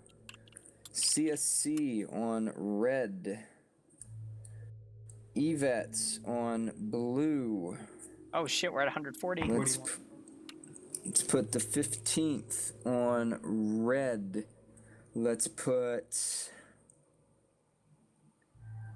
Scandi Recon on blue. Let's put TCG What's that? Pro strat. Pro strat. red. I'm talking about the pro strat. If you are a individual player, not in a community, you can go red. You missed AA. I'm aware. 15th, Foxwell. If you are an individual player, not in a community, you may go red. Let's get AA on red. Let's get the 29th on blue. BPL on blue. Tau on blue. Bourbon Warfare, red. TSB, red. Leadership option? If it's open, you can take it. Yep. Rossini, Foxwell. Gorski, take the assistant. Cyrus, we got Company XO open. Iceberg, take XO. Matterhorn, why don't you take Company XO and let Cyrus take Platoon Sergeant?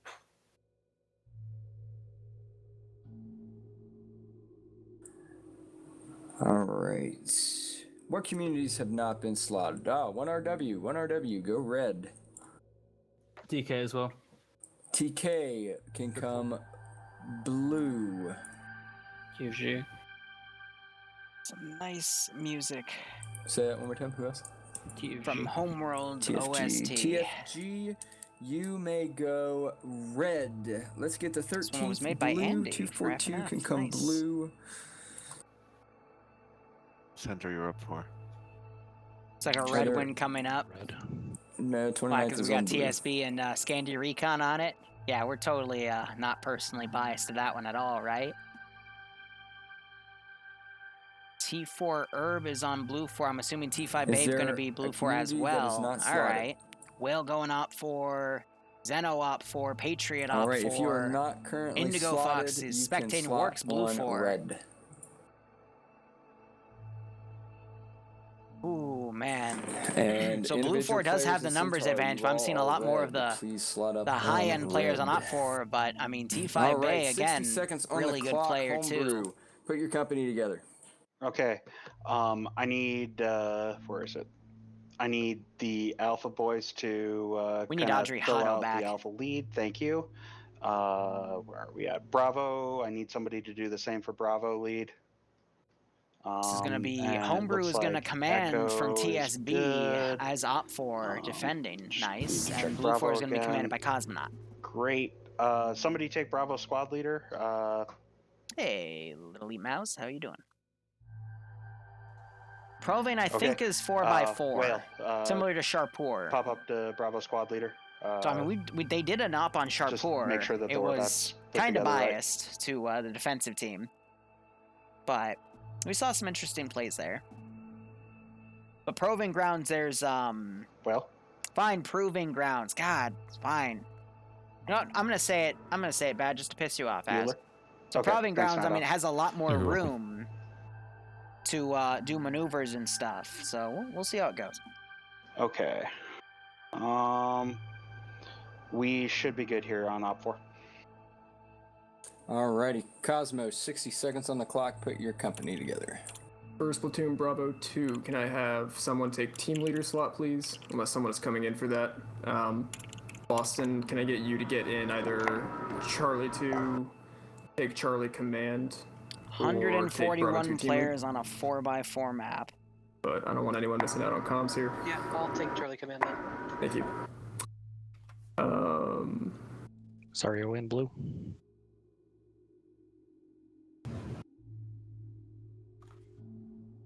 Thank you, Foxtrot. That's looking good.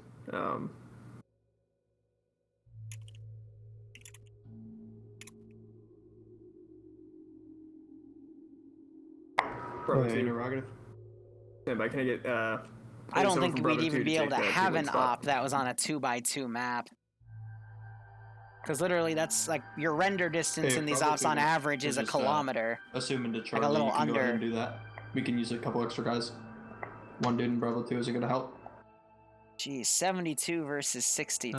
Sure, Foden, Charlie 1. I'm gonna be curious what the mat guns are. If they're even mat guns, they might just be machine gun teams. But yeah, this either, is either fill out Charlie 1 completely and be under Charlie. Nah, Death. or Their server was have, recommended if you're by in the a Bravo 2, just Bohemia be a dev team lead, so comms personally. aren't distorted, but otherwise I'm good. So We got Fox now in there. the last All time right. they had desync was We good? actually in the EU, That's but good. that was because my internet connection was sucking. My internet Alrighty, connection was let's sucking get more this than the thing to match server. So I was the one desyncing around. One thing, yeah, later. It's actually loading pretty fast this time, so this is really good. Knock on wood, so we don't. You'll be fine, Slim. So we don't You jinx can make it. Said that mine stopped.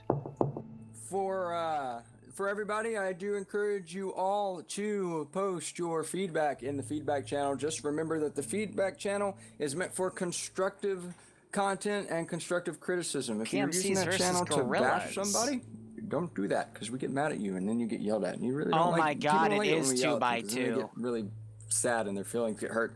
And I also want to remind everyone that there are tactical discussion channels to discuss the tactics, not to just throw random stuff into. If you want to talk about random stuff, hand that over to the general chat. Some channels have very specific functions, like No if you need help, way. let people ask for help. Don't talk about random stuff. Just to keep it clean, and that way we're not having to scroll up and down trying to keep track of a tactical conversation because it gets lost in the mix. Anyway, I'll shut up. Who made this mission? I got it. Oh man, I made 2 tonight. All right, this is a sector control. Op 4 is on the defense, Blue 4 is on the attack. Op 4, you will notice that you have a very interesting spawn. You are being simulated something particular. So you're going to have to do a little bit of movement and thinking on your feet from a company standpoint. Blue 4, you need to Yeah, capture 700 these 3 Office tomorrow sectors. It is not at 8 sequential, p.m. so you can take them in any order that you want to. 4, keep that in mind. They can take that in any order that they want to. There are various little tidbits at each of these sectors, so you might get a little Easter egg when you go down and be like, oh wow, I'm not just fighting over blank terrain. I did that on purpose, and I hope you enjoy it. Hey Gore, how you doing? Yeah, you want to see 141 people on a 2x2 map? Grounds. It's a condensed area. Do I have any questions from company leaders? Op 4 is good. All right, I'm gonna jump down to casting couch. Cosmo? But holy crap on a cracker! So yeah, proving grounds, right? I thought this was 4x4. It's 2x2. Yeah. And it's dark. It's not okay. Yeah, it's actually pretty dark. Oh wait, we played a fucking IFA up on this map a while ago. Damn. Yeah, the Center they got rid of the fuel station and instead made it into a fortified area. I remember that, but like, this is gonna be one of the most condensed PvP ops I've ever seen in quite a little while. I didn't know that a single Blackhawk made this entire crater. That's amazing. Yeah, so okay, we got a smoking Blackhawk, but you could actually, there's multiple smoke textures coming out of it, so you could essentially hide in that smoke. We have, so that's, let's see, that's Sector 1. Let's look at Sector 2. What do we got there? Right on the corner, a few H barriers. Looks like it's our little radar station, actually. So we got But it like covers like. Sorry, I need this. It's too dark for me. Maybe. Yeah, I mean it's on a from the west. It's on a bit of a fortified position, and we do know that they're allowed to go outside of the map. It's also nope. Okay, no, it's part of the map. Damn, like. Actually, like, this is... Sector 3 is... Sector 3 is a little camp. This is Camp Bear. Yeah, and then it's Camp... the Delta one, and then also Camp Crow. That's the names of these presets from the builder. But... Wow, I mean... Spartan knows what the word I would use to describe this. This is going to be interesting. I'm actually really excited for this. And it's PMCs versus Insurgents, apparently. So let's go ahead and look at Op4 here. Op4 has a lot of separated stuff. I'm seeing a big mix of equipment. It's mainly going to be G36Ks, so 5.56 based. I'm going to just go down the list here. So G-Legs, he's got the Spar 17 for his marksman rifle. And looking at a machine no, gun. The Mark 11. It's Mark 11. Either is a 7.62 battle rifle that can be used for marksman stuff. So the machine gun is an M249. The AT is a single AT4. Let's look at the. They don't need it, I don't think. Let's look at the weapon team. So it's a 240 Bravo for Op4. And then the MAT team gun is an RPG 42. All right, so that's interesting. Let's look at Blue 4 now. Blue 4 is so I'm assuming Blue 4 is the PMC and Op 4 is the Insurgents. Blue 4 have scars. Yeah, so 5.56 scars. We're also seeing a few M4s with the 203s. So they can use those as launchers. And then we also have 249s here. And let's see, their AT is also AT4. And then if we were to scroll to Charlie here... Marshall also has the SR-25. They have a Carl Gustav. And the Charlie 1, there is no Charlie 1. I'm going to go to F. And they've got 240 Bravos as well. So any AT is going to be just... shock troop stuff against infantry. Yeah. Like, it's going to be to take out a building or try and take out a bunker. So this is... Because there's no vehicles. All things considered, this is pretty much a mirror match. A little bit. There's some slight gear differentiations, but that's for like armor and stuff. But that's all rescripted with the FNF's config file. So it's 5.56 v 5.56 with 7.62 support weapons. AT is AT4 with reloadable Carl Gustav and RPG 42 on either side. The only distinct thing is Blue 4 has 10 extra men, and Op 4 has to spread out across 3 sectors, which normally I'd be against, but a map like this, I think Op 4 could afford to send like 20 men to each sector and be fine. So, I don't know. This is gonna be PvP. This is gonna be. I don't mean to like. Fuck. I'm losing my train of thought here because I'm literally just kind of baffled that we're doing this, man. Yeah, and he said, 2x2. You're not gonna be fighting over open terrain, and it's like, what would you call this then? This seems pretty open terrain to me. I mean, it's fine. Like, it's an interesting concept. I think it's neat, and I'm excited to see how this goes. I genuinely think this is going to be pretty cool because you have a honestly, dark lighting. This reminds me of the footage I've seen from Armenia and Azerbaijan. Just these flat rolling hills and just fall trees and plains. Lighting's good. There's a good chunk of concealment here and there. There's some like little river beds, and there's an actual river that cuts through. If Op 4 can positively identify Blue 4's obvious routes of attack, you're going to see a lot of long-range engagements here too, but it's like, I'm genuinely curious to see how Op 4 is going to defend and how Blue 4 is going to go, but... So, since there's not a lot of buildings, it's going to come down to high ground, I think. Get the fucking Obi-Wan it's 5.56 scars though. Now while you still can. One's an L, one's an H. The L, one's 5.56, one's 7.62. I don't know which one's which. To be able to shoot down on your enemy and have that, it works kind of as cover. You know, when you can't see them and they can't shoot you, then you're essentially protected. But there's still not a lot of that. You have some of these rolling hills. The big mound on the southwestern side near Sector 3, marker 192, that's going to be good. Yeah, I'd agree with but that. It's just these little dips and little bits of cover. I think it's going to be very brutal, and anything or any element that can set up a decent enfilade fire or some kind of suppressive or supporting fire is going to be able to rack up a lot of kills if they're accurate. Actually, real quick, fact check me. Who had the numbers advantage, Blue 4 or Op 4?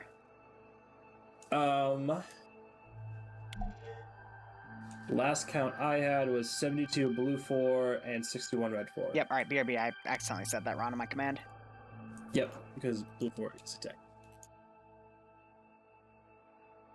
My bad. What's going to be interesting is how they defend this crater. Attackers always have the numbers advantage. On the other side of it, you have some of these rolling mounds that you could essentially. I could see someone going prone and hiding in one of these little divots.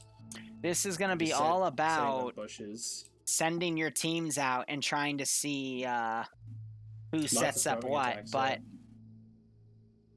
Bad Wolf pointed out in my chat, it looks like Op 4 is going to hard defend sectors 2 and 3 and send one as a sacrifice. I'm going to believe that now because we also see Victor Koak on the northern side potentially going to run up and set some explosive traps on sector 1. And all the other forces are going to go for 2 and 3. If I was Op 4, though, I would look at the obvious routes here.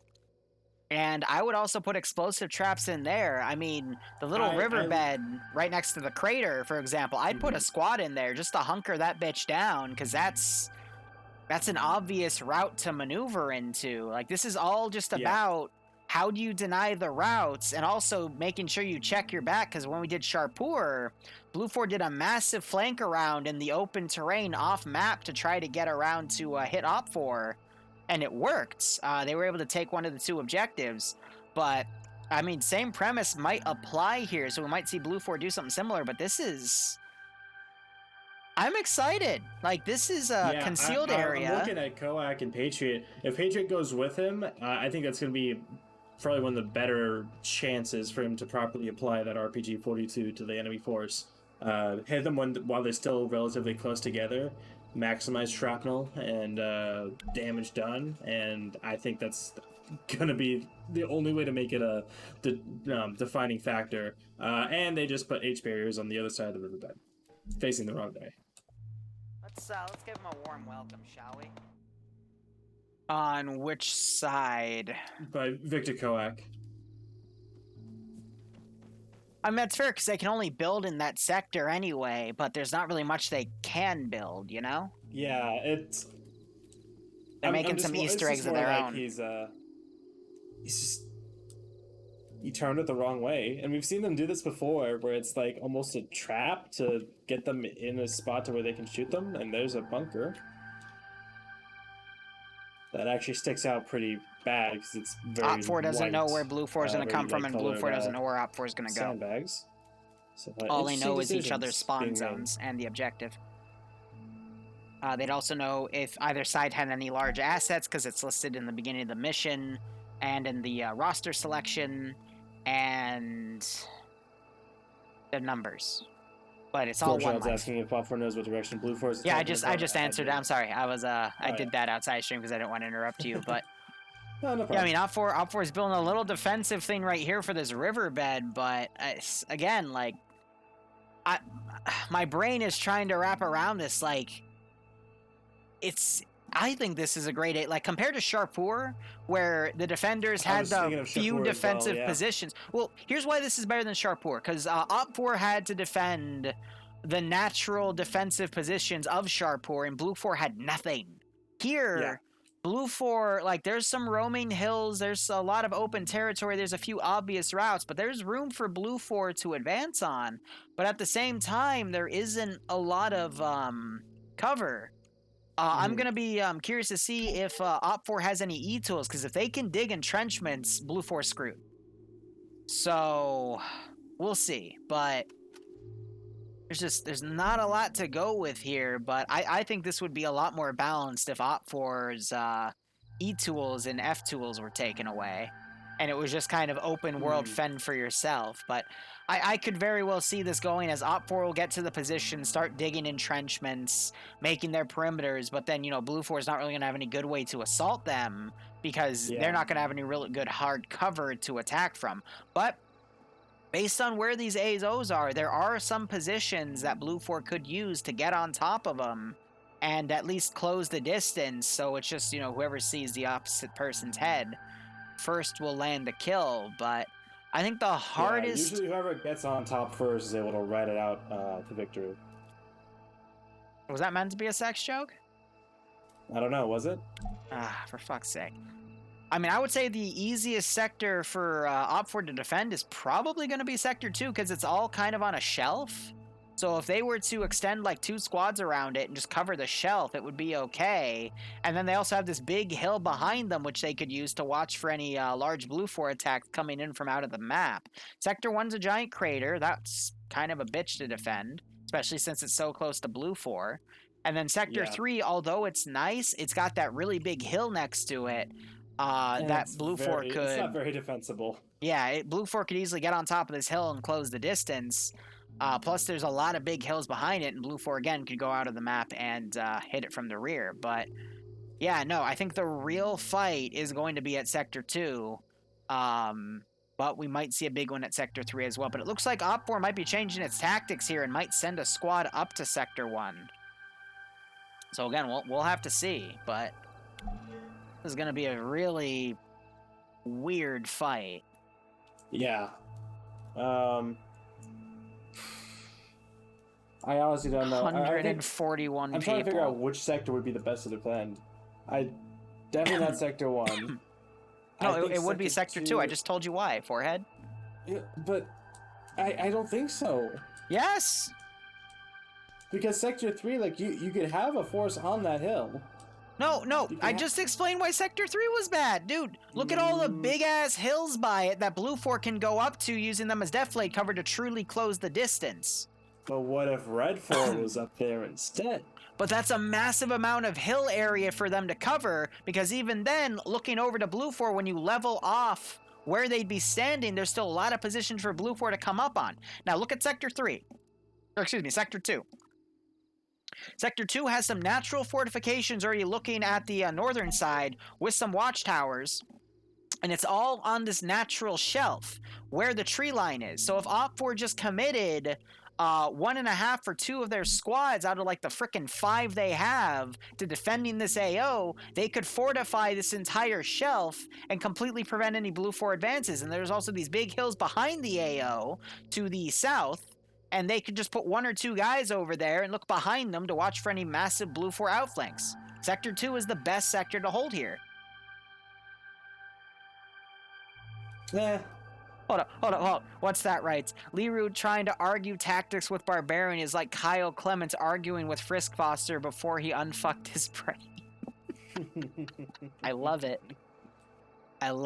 Oh, he got us both man. with that one. I mean, yeah, but he's not. But he's not what? He's not wrong. Damn right. All right, so mission has started. Looks like Blue 4 was digging some trenches too, I guess, to test things out, so they can dig trenches as well. Shovel work. But that means Op 4 is going to be able to dig trenches too, so they will get that defensive advantage. Herd. They do move in herds. So we've got, I think 2/3 of the player base going one. Actually, no, it's half the player base going one direction, a fourth going one, and then 1/4 staying at the back. And then you've got the major Op 4 force, unfortunately, is going to Sector 3. And they're only putting about a squad to squad and a half worth at Sector 2. This is going to be a toughie. But also, Blue 4's major force also looks like it's heading to Sector 3. So, I don't know. We're going to see a bloodbath. I would definitely want to be a marksman on this one, because you can just stay in the back and pew-pew dudes. But, Jesus, this Blue 4 advance. I'm going to hit the O key just to watch the movement here. That's what I've been doing. I've been doing that for the past 30 seconds. Just hot carrying damn. this it's beautiful.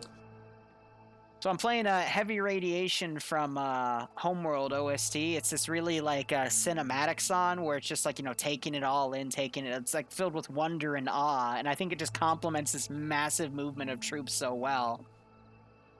Like, damn. This is what 141 players on a server looks like. On proving ground. Like, goddamn. Also, I'm saying it wrong on purpose to piss Azariah, you, and What's That, and everyone else off, but my god. Hey, at the very least, Nemesis has a machine gun, alright? So we can at least rely on that at the end of the day. I can't believe you would do this. Can't believe you're actually that petty to just say proving grounds like you're proving a point. And no, yes, it's proving grounds, Barbarian. God, get it right. What are you, dumb? Your internet dies again, and I get all your. I'm sorry, your mic's dying. We can't understand you. 141 is the new FNF attendance record to beat. You're absolutely right. Here, I'm gonna click out, make sure Barb didn't just lag out. No, okay, he's still here.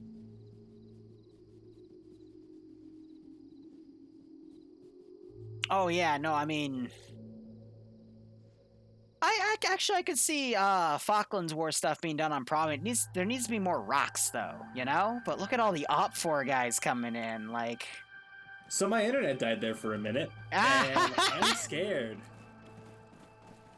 Now say it again. What's the name of this map, Barbarian?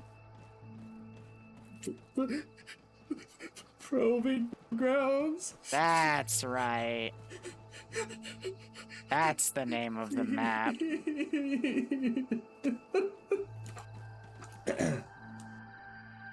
I'd like my Oscar now. Thank you.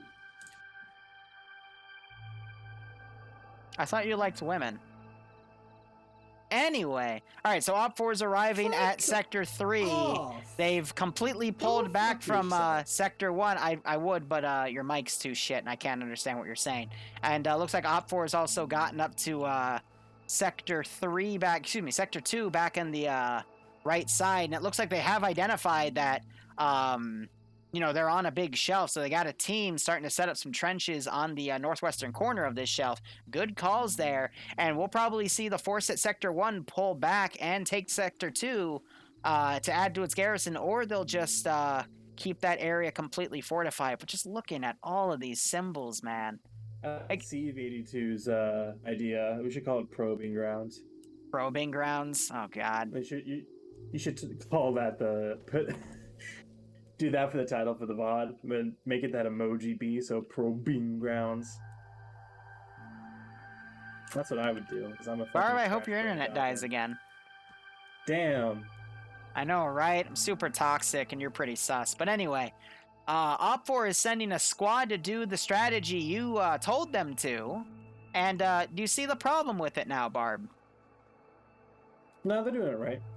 How are they? Do you see the amount of ground they have to cover? So they go to the highest point and then they cover all of it. They can't get there though, because Blue 4 is already here because of the distance. What do you mean? They're at it right now. This is the highest point. But there's it's not gonna work. These guys are gonna get slaughtered, and I'm gonna say I told you so. Dig trenches. They can dig trenches. I'm gonna say I told you so when they get wiped. All right, and I'm gonna suck your dick behind the Denny's. What? Huh? No. Stop it. Anyway, Grenadier round going off by Norton. Actually, I think it was Op4 that fired it. Went off towards Norton and detonated, but no kills. Ooh, and now we're starting to see tracers go off here as one group catching another group out of position. That is a medium machine gun, though.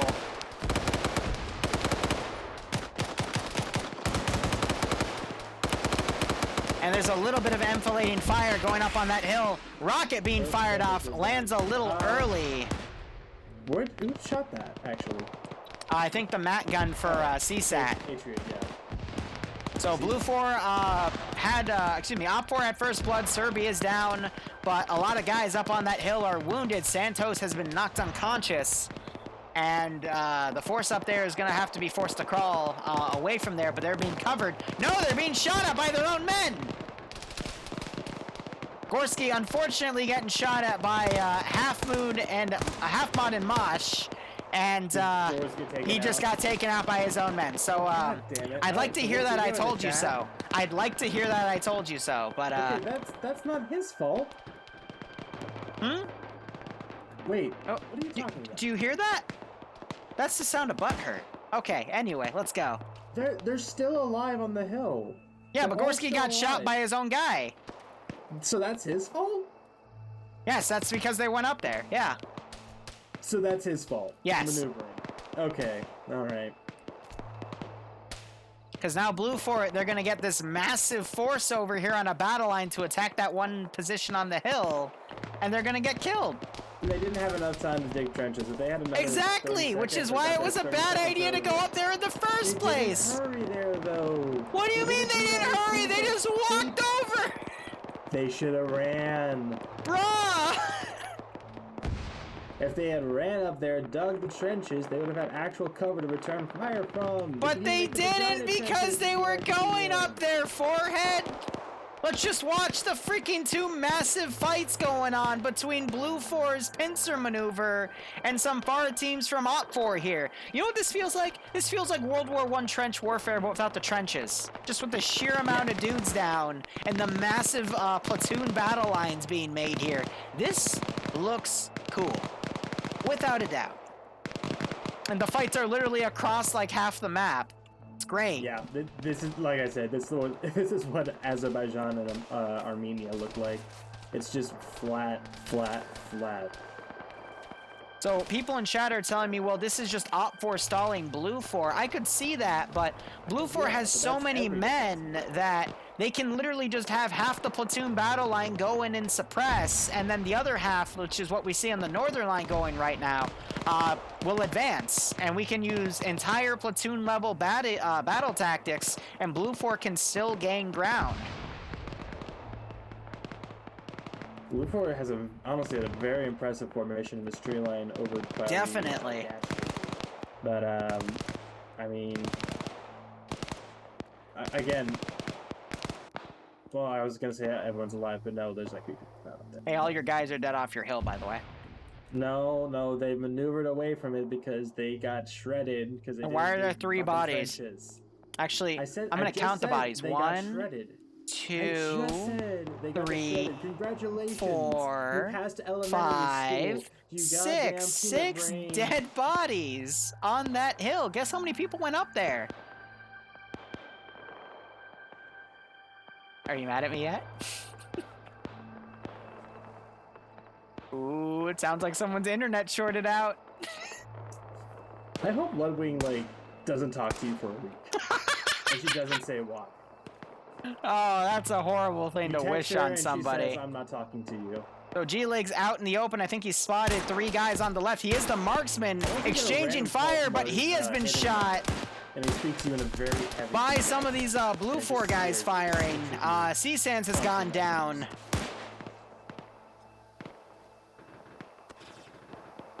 Are these the 7.62 magazines? The M80s with the 7.62? For the scars, yeah. The box mags and not the curved kind of stand mag looking. Yeah, so Blue 4 has 7.62. Okay. Yeah. I thought they only had 5.56, but yeah, no, the box mags are the 7.62. You're absolutely right. So yeah, Blue 4 has the caliber advantage. Damn, and now Blue 4 is being extra cautious to come down to this bunker. Boston leading the charge down, Yeah, but because they put people up on the hill. All those people are dead now, but that's okay. Yeah, they're a worthy sacrifice. So They did their G-Legs duty. medic back up. He's not going to notice the 3 guys that are going into the open no man's land where not even the grass grows. And they're going to try to do a wide flank, but Olaf and G-Legs might be able to catch him out of position because G-Legs is a marksman. They got Blue 4 guys pushing up to them as well. Blue 4 capturing Sector 1. And we still have that big 500, 600 meter fight going on. Bluck being shot at, but revealing his position, getting double tapped by C-Sans shooting down at his chest.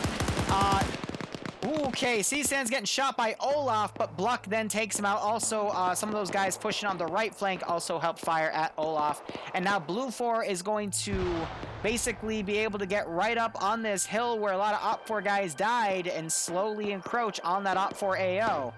And there's a lot of guys on that AO, but they have been able to dig a lot of trenches here and get themselves fortified. So Blue 4's got to be really careful advancing on these positions since Op 4 has had time to dig in. But at the same time, just looking at the sheer amount of Blue 4 guys compared to the Op 4 sections that have been put out. But I absolutely love Sector 2's defense lines. For the amount of guys they have, they're doing a good job. They've spread things out. I just wish they had more manpower to help them out. They're even setting up a little ambush in the riverbed where there's a bit of cover. Again, I like what Op 4 is trying to do, but some of the manpower was, in my opinion, a little mismanaged here. Op 4 spread themselves a little too thin when, in my opinion, they should have just gone for defensive lines. But also, you know, keeping guys on reserve is also smart. But just with the size of this map, how many players there are, and just how condensed everything is, I don't think stalling tactics are going to do anything. Because when you fight literally a platoon formation as a squad, half of the platoon can still just maneuver. But again, I'm loving these long-range machine gun fights. It looks super pretty with the tracers. Oh, absolutely. I think that, some guys got behind the guys on the hill. I'm going for a flanking maneuver. Frost. So it is a script for the bullets to make this color. I do have it, and I'm testing it for the Zeus interface. It just needs a little bit of optimization. So we'll start seeing it in my Zeus ops more often sooner or later. We'll see if Red 4 can spot that in time. So Green Shade, you might see Bluck skylining here. He did just see him. Trying to line up a shot, but Bluck gone off that hill.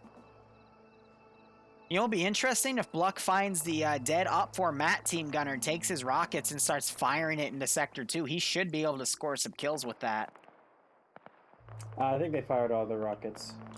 I only saw 2 get fired. Ooh, Bluck going down by Green Shade, but Nemesis is right on top of him. But he only fired 2, and he would have 3, and his assistant would have an additional 3. Nemesis not PIDing those bullets, and he's going to run in front of Green Shade. Uh-oh. Oh, but Nemesis now knows because Green Shade shot someone else that was skylining. And here comes Church. And here comes Church to get the double tap. Great kill right there. Little bit of a lag spike because Bluck just rage quit there, but Ooh la la. And now you're seeing, look at this, 2 squads are firing down into Sector 3, and here's the bloodbath coming, but Op4 didn't have any good rear security. I think Wiki might spot them. No one's looking behind them. Blue 4 is going to be able to rack up a surprise attack here with 4 guys. Yep. And they see the big old lineup of them. Oh, yep. Blue 4 starting to engage behind him. There's one guy knocked unconscious. Pan opening up with the 249. Dude, there were no trenches dug for rear security. No one thought about it. Oh, this is going to be devastating. And then where those GLs are coming from. More shots coming in. Oh, this is just shooting fish in a barrel. Night Owl sees it. He's going to be able to call that up. Yep, so Night Owl's engaging.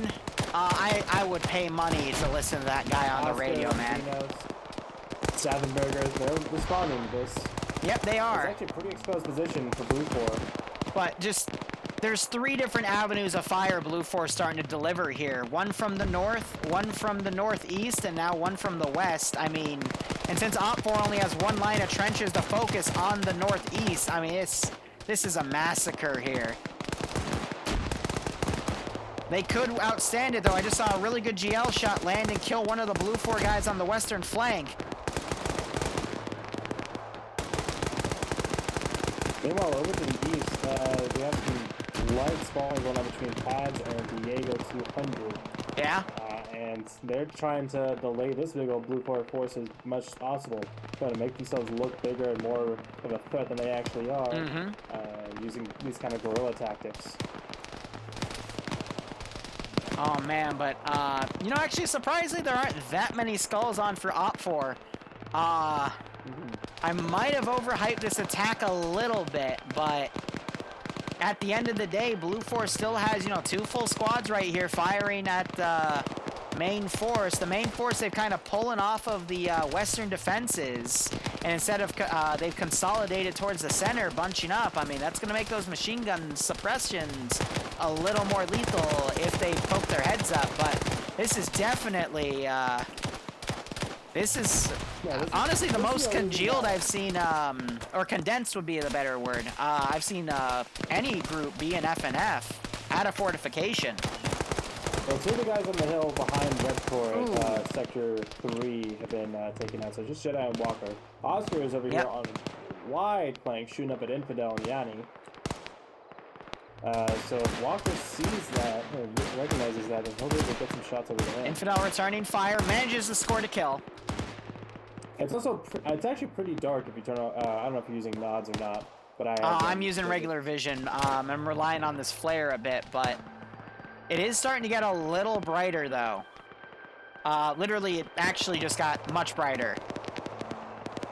So let's see, the sun, it's because it's rising in the east where we see the light coming in, so gonna help the players out. Stalingrad's gonna run right into Jedi right here. And Stalingrad gets the kill. I call him that because I can never pronounce his name. Stahenbay, whatever. And he also gets Walker! Yeah, that's a sick double kill. Taking out that flank. Oscar went down over there to either Nemesis or Yanni. Infidel got him. So, yeah. There goes Frost. Frost, I think, was some kind of command. I want to say he was Platoon 1 HQ for Red Corps? Well, we can look it up. Platoon 1 was Devincer. No, he just left the server, so I don't know. Okay, yeah, that's a good point. He might have been Platoon 2 HQ. But Op4, I mean, they're getting whittled down right here. They still got 3 guys on the northwestern flank to hold it. But Blue 4 has also been whittled down. That attack element is down to only 4 guys. Really devastating that they lost that western group to just suppression and then Staffenbay coming in and sweeping the rest. Eventually, Blue 4 is going to have to come in here and go for the kill. But Blue 4, meanwhile, is slowly advancing to Sector 2. But this Op4 force has repositioned from its original position, did a wide flank, and now is going to go on top of Blue 4's original position, possibly trying to hit him in the rear. They could catch Dylan, one of the marksmen, out of position. Honestly, this is a map where the more marksman rifles you have, the better off you're going to be with those medium optics. Yeah, this is what we saw on Chapur with Iceberg and that whole squad. and they were able to do work. They essentially did a deep strike behind enemy lines and attacked the soft underbelly. Exploited what they could. Hold up, we got Church firing at Homebrew Cocaine. Homebrew is up for command. Church not able to land a shot here. At least a killing blow. Damn, Church, that's brave. Oh, but that grass is actually really tall. Yeah, oh yeah, for this map, you got some nice little shrubs in there as well. But he catches Iota and Half Mod out in the open, knocks them both down. Great shots from Church. Infidel's opening up fire as well as Yanni and Nemesis push up onto Wiki's position. I think Op4 is abandoning this position. Yeah, I'd say that's fair. Yep, they're gonna pull south and then head east to Sector 2. Go ahead, sorry.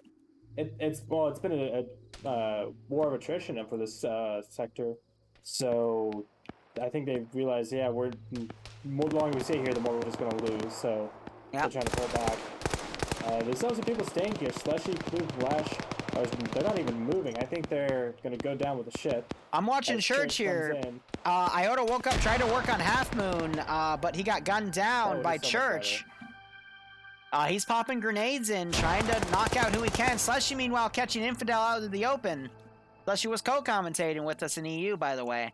But we got to see if one of these Op4 guys is going to pull around and try to get Church, or if they're going to wait him out.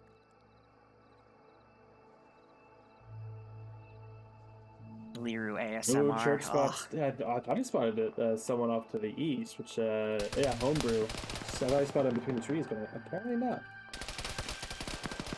More suppression going off by those flares and smokes as most of Op4 is pulled out.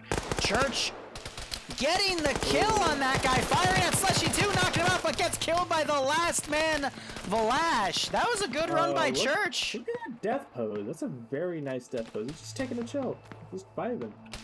Or he's just napping in the yeah, he's posted up in this trench. And now he's getting a new haircut by Vlash. Oh, that was rude. Oh, dude, that was a vibe check. Fucking. But now Op4, they're sending half of their major force that was suppressing that group to go take the sector. Op4 for this next area really has to consolidate on Sector 2, but I think they could mount a really good defense. Meanwhile, we got Pads and Dingo, two veteran players of FNF, really close to this Blue 4 advance right here. Do either of them have a marksman rifle? Or are they just... Yes, it is a marksman team. Pads has the marksman rifle. And I thought I just heard some bullets go over. No, that's because the Op4 guys have gotten behind Blue 4 and they're now trying to shoot at them from the rear element. Oddball trying to take some cover to engage back. Wilson is shooting at his own boys. There's one dude down. Is that PMC? Yeah, that was the PMC marksman, I think. Yeah, Dylan, I mentioned he'd be back there, but yeah, I think they got him. Whether or not they go up and take his marksman rifle, that would be a really nice thing for Op4 to have to harass Blue 4 on their rear. By the way, another Blue 4 team has come up. They're harassing the Op4 units pulling out of the third sector, and I think they're out of smokes because they used them all to disengage from the previous sector, so they're just trying to run. So they're kind of caught out in a kill zone. They don't really have any magnified optics that are shooting at them. But, you know, they gotta just kind of hoof it and possibly triple time just to get out of there. Also, Pronix and there's another guy, Victor. Both of them are EOD guys. I'm willing to bet there's explosive traps somewhere in sector, this sector here, Sector 3. But where is the big question? I'll see if I can find some. They'd probably be close to buildings if they did place any down. So Blue 4 has turned a team back, excuse me, to deal with this Op4 team that flanked around. I'm gonna quickly check around, see if someone picked up that marksman rifle. It doesn't look like it. That's such a missed opportunity though, because I mean, for this map especially, marksman rifles are going to be reigning supreme here. But, I mean, I like that this Op4 is able to distract some of that Blue 4's momentum. A lot of Blue 4 guys are now turning around to deal with them instead of push the objective, and that might help stall out Blue 4's time to advance into the next area. But Blue 4's got units everywhere. Team up has it pushed up as a sniper spotter team up by the bridge. They're gonna be heading to this trench. If they look for it, they'll find Buckets, Vagrant, and a bunch of other Blue 4 just kind of chilling out in the open. So they were literally 10 meters to the southeast in the little tree group right there, and they watched and listened as Blue 4 came under the river here, under the bridge, excuse me, and they were also all around that bridge on top as well. So I think they know that there's a force coming. But now we're seeing this massive encirclement of the remnants of Sector 3 here.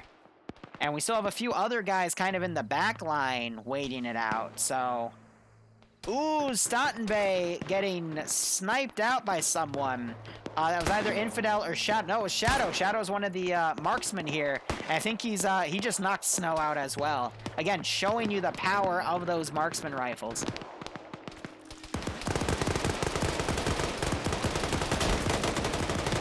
Slushy doing his best to survive with the 249 here. That was what something he spawned with. I might have picked it up from a dead body, but he's doing his best to hold. Pronix also staying back here. I'm waiting to see if he has some explosive charges go off. T4 Herb going down. Barb, did you find those explosive charges? I find any. All right, but we also have riverbed stuff possibly about to happen. Homebrew consolidating his forces. But just up the riverbed, Blue 4 might actually spot them. Cyrus and Arcor have spotted people over by Sector 1, and they're opening fire on Rust, but a team over to the south are opening fire as well. Yeah, but look at Russian Fury and Ladofel on the northern side. They have flanked Blue 4. Ooh, very nice. Delivering some nasty infiltrating fire, completely took out the two guys on Blue 4's left line, and Blue 4 doesn't have anywhere to pull back to because they're exposed. Cyrus waking back up, immediately getting knocked back down. This is the type of maneuvering you want to see a group do. Because even though this is a bunch of open terrain, use the distance, get people to be tunnel visioned, and they've just dealt a significant amount of casualties here. And you're having some stray shots land from the Sector 2 fight. In the riverbed between Blue 4 and Op 4 forces here. Op 4's gotten down. Looks like they lost one of their machine gunners, which isn't good. And they're forced to engage that as well. But so much combat going on. We're also having Blue 4 starting to fully encircle Sector 3 here. Valash and Pronix still alive. But, man, Valash is going to have a lot to deal with here. He's on 4 kills, though. Got a few nice murder holes here. He's trying to last some shots. Knocks Quigley out.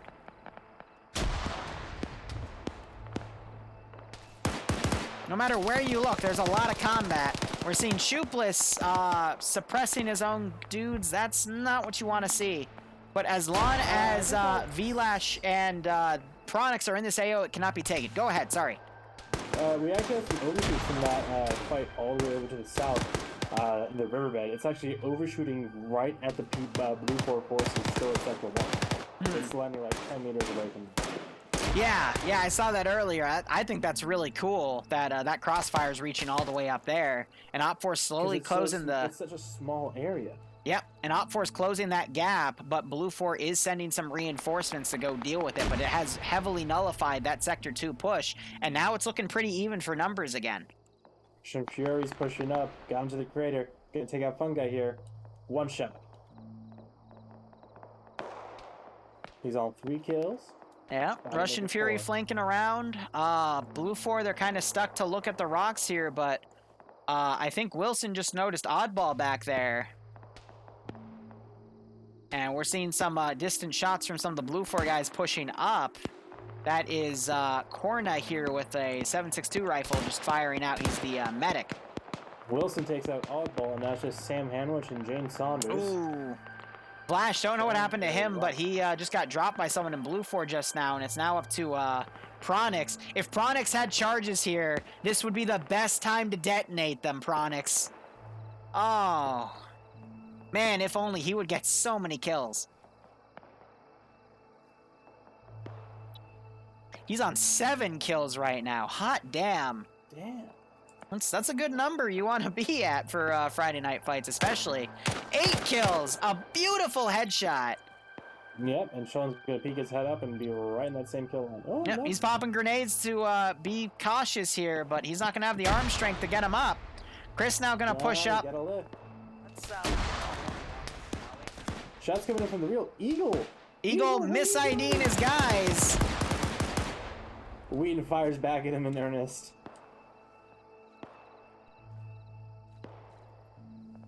Bronix has to be quick though, because Shadowlock's lining up a shot on him as the marksman.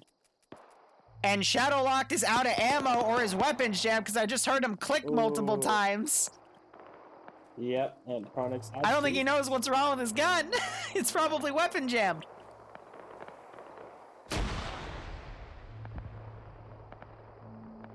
Yeah, so instead he's looting a different gun because he doesn't know how to fix it.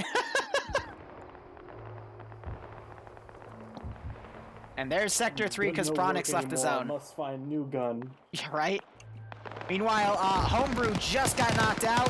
His guys are doing a valiant stand in the riverbed trying to get to Sector 2 to reinforce it, but it's not going to be enough as the Blue 4 battle line advances. 6 versus 2 now. Another 3 or 4 nearby. I don't think so. 15 minutes remaining, though. Meanwhile, Op4 still has a shot. Finally cleared out this crater. It took them a long time, but they were able to kill all of them. There's another Blue 4 team right there. They're down to 4 Op4 guys, though. Pronix has pushed back into the AO. I think he got another kill, or at least knocked Dreek out. He's up to 9 kills. Throws a smoke grenade over by Poe. I think trying to think he had a frag left. But we have Dreek waking back up, and Pronix just got knocked out. That's going to be all she wrote, unfortunately. And then we got Pads and Dingo coming down the riverbed to potentially try to outflank Blue 4. Could accidentally run into Danzer, though. Justice and Duke have popped smoke. Give them some breathing room. I guess they don't want to shoot through the smoke, even though it's. Warwick's going to be in for a bad head case, but Jay doesn't notice him, and Warwick's got the shot. Will he go 2 for 2 on Duke? He does! Damn. Nice double kill right there, and that is Op4 Southern Flank. But we're starting to see some Op4 guys firing in the riverbed. Up high, there was a dude, and he is knocked out, and his legs are doing something funky with his AT4. Pads and Dingo are coming up in the riverbed. They're gonna come right up onto Danzer and his team. Now that they've opened fire, it's gonna be a very quick QRF. They're going, where's the shots coming? I just witnessed one of the craziest AT4 dances I've ever witnessed. I don't know. I don't know how to call that. Good grenade throw by Pads. It lands a little bit short, unfortunately, but they have made their presence known. Tarnfalk is suppressing up there, trying to keep them down. And we still have that other Op4 group, but they, I think they know where Blue 4 is because they're now pushing up on the riverbed, and Blue 4 is trying to consolidate. They could be caught out of position there if they don't decide on a maneuver to make. I think because Marco is suppressing them with a marksman rifle, but that wasn't his. He picked up Dylan's marksman rifle. Thank you. And now he's able to suppress that group. They don't know what to do. They're popping a bunch of smokes, but Wilson, Fury, and Russ can come down and pick them off, and that's exactly what Blue 4 wants to be doing. But now we're starting to see the superior position of Sector 2 work its magic because they're firing at the far hill where that one Blue 4 team is, and because they have those nice fortifications and that rear tall hill that they've also dug fortifications on, they got a lot of overwatch for this sector. The real question is, though, can Blue 4 rally and take this sector from Op4? And can Op4 get all eyes to be looking around this sector to properly cover it? Let's watch Dingo and Pads here. Dingo's about to be walked up on. And Pyroman. What the heck was that? Okay, Pyro and Total are really lucky Dingo switched targets last second there, because Dingo, if he kept on Pyro, he would have been able to kill him, but Pads is now probably going to assume his buddy's down. If only he saved his grenades, he'd have a few really good grenade throws to do right there. And we still have Victor alive in the back corner. Maybe he'll be able to pull something, maybe not. Maybe he'll just try some far-reaching harassments. I think he's trying to line up a shot on Danzer and his small team as well. But looking up on the northern riverbed here, Rust was engaging some far units, but that aggroed the four-man group up the riverbed. I think because they thought that the Blue 4 group on that big hill to the southeast was the Blue 4 group that was previously moving towards them, but they didn't realize that they stuck there. Honestly, a fair mistake in my opinion. This is going to allow Marco to move up, but instead I think he's getting target fixated on the guys on the top of the hill, which isn't a bad call there, but he could move a little bit closer if you ask me. Barb, you see anything good? Wait, I'm not sure what's going on with my armor. Okay, now I'm hearing shots again. I did not see any bullets fired between Dingo and that whole group. Probably had a little lag just spike. like- It happened. It was happening to me all of EU, so don't worry about it. Yeah. Oh well. But yeah. No, just a lot of little buckets. skirmishes, little engagements. Put and, someone in a just- bucket. With 10 minutes on the clock, I think it's going to be close. Red Force still going to have to defend for a little while. But this is, I think, pretty favorable, honestly. Yeah. Oh yeah, no, definitely for Op4's position. They just, I guess, while attacking Sector 3, they took too many casualties than they would have liked. By the way, Victor just got picked off by Shadowlock, the marksman for Blue 4. I'm going to check his kill count real quick. He's on 2. I could have sworn he's done more, though. He dropped his marksman rifle for an M249. And honestly, with the amount of units Blue 4 has left, it is anyone's game. 10 minutes remain on the clock. I'm kind of leaning Op 4, though, because Blue 4 is so sporadic right now. Yeah, you have people spread out all over the place, little engagements. I mean, just like some VC shit. Attacking them from low ground, attacking them from high ground, just not even taking hits, but just shooting at them. Rust on the Op 4 side up the riverbed just got dropped. Russian Fury trying to give out the Russian Fury. Didn't land any hits, though. I don't think he got hit either. What? My little Fury joke? Russian Fury, yeah, Russian Fury. Unleashing his fury. Come on, it's a horrible joke. We're horrible streamers. We try to do what we can here, but I think Op 4 is probably going to be able to clutch it. Now, if Blue 4 consolidates, if they spend 2 minutes consolidating, they could attack this left side group on the west that Op 4 has, and then push in and try to rush the sector. It will be close, but it's going to rely on if Blue 4 has any good communication lines up, but it looks like they're trying, and then that northern group could start harassing the actual Sector 2 marker itself. But Russian Fury doing his best to try to hold. It's an open area fight. Landed some shots on Daniel, but not that many. But Russian's got to be careful because he's also got 4 guys up on a far hill stopping him. And we're still seeing, I think, Marco with that, with that rifle. He's trying to fire up to hit the 4 guys on the hill, but his bullets can't seem to get past those trees. And there goes Russia. Goes down. Rest in. Oh, but Blue 4 is shooting at their own guys. They're trying to pick off Buckets. Buckets took a few hits by his own dudes. Yeah, I think they're seeing this black helmet and thinking it's like one of the Red Force hats or something. So, by the way, Shadowlock, who was one of the Blue 4 marksmen, he just got picked off by the D1 garrison. So, I mean, he picked up a 249 because he didn't know how to unjam his gun, or maybe he was generally out of ammo. I don't know. But, how much time we got left? 7 minutes, 45 seconds. They gotta get moving. The group to the north is out by about, well, what is that? Is that only like 100 meters? No, that's way more than. What are the map markings on this thing?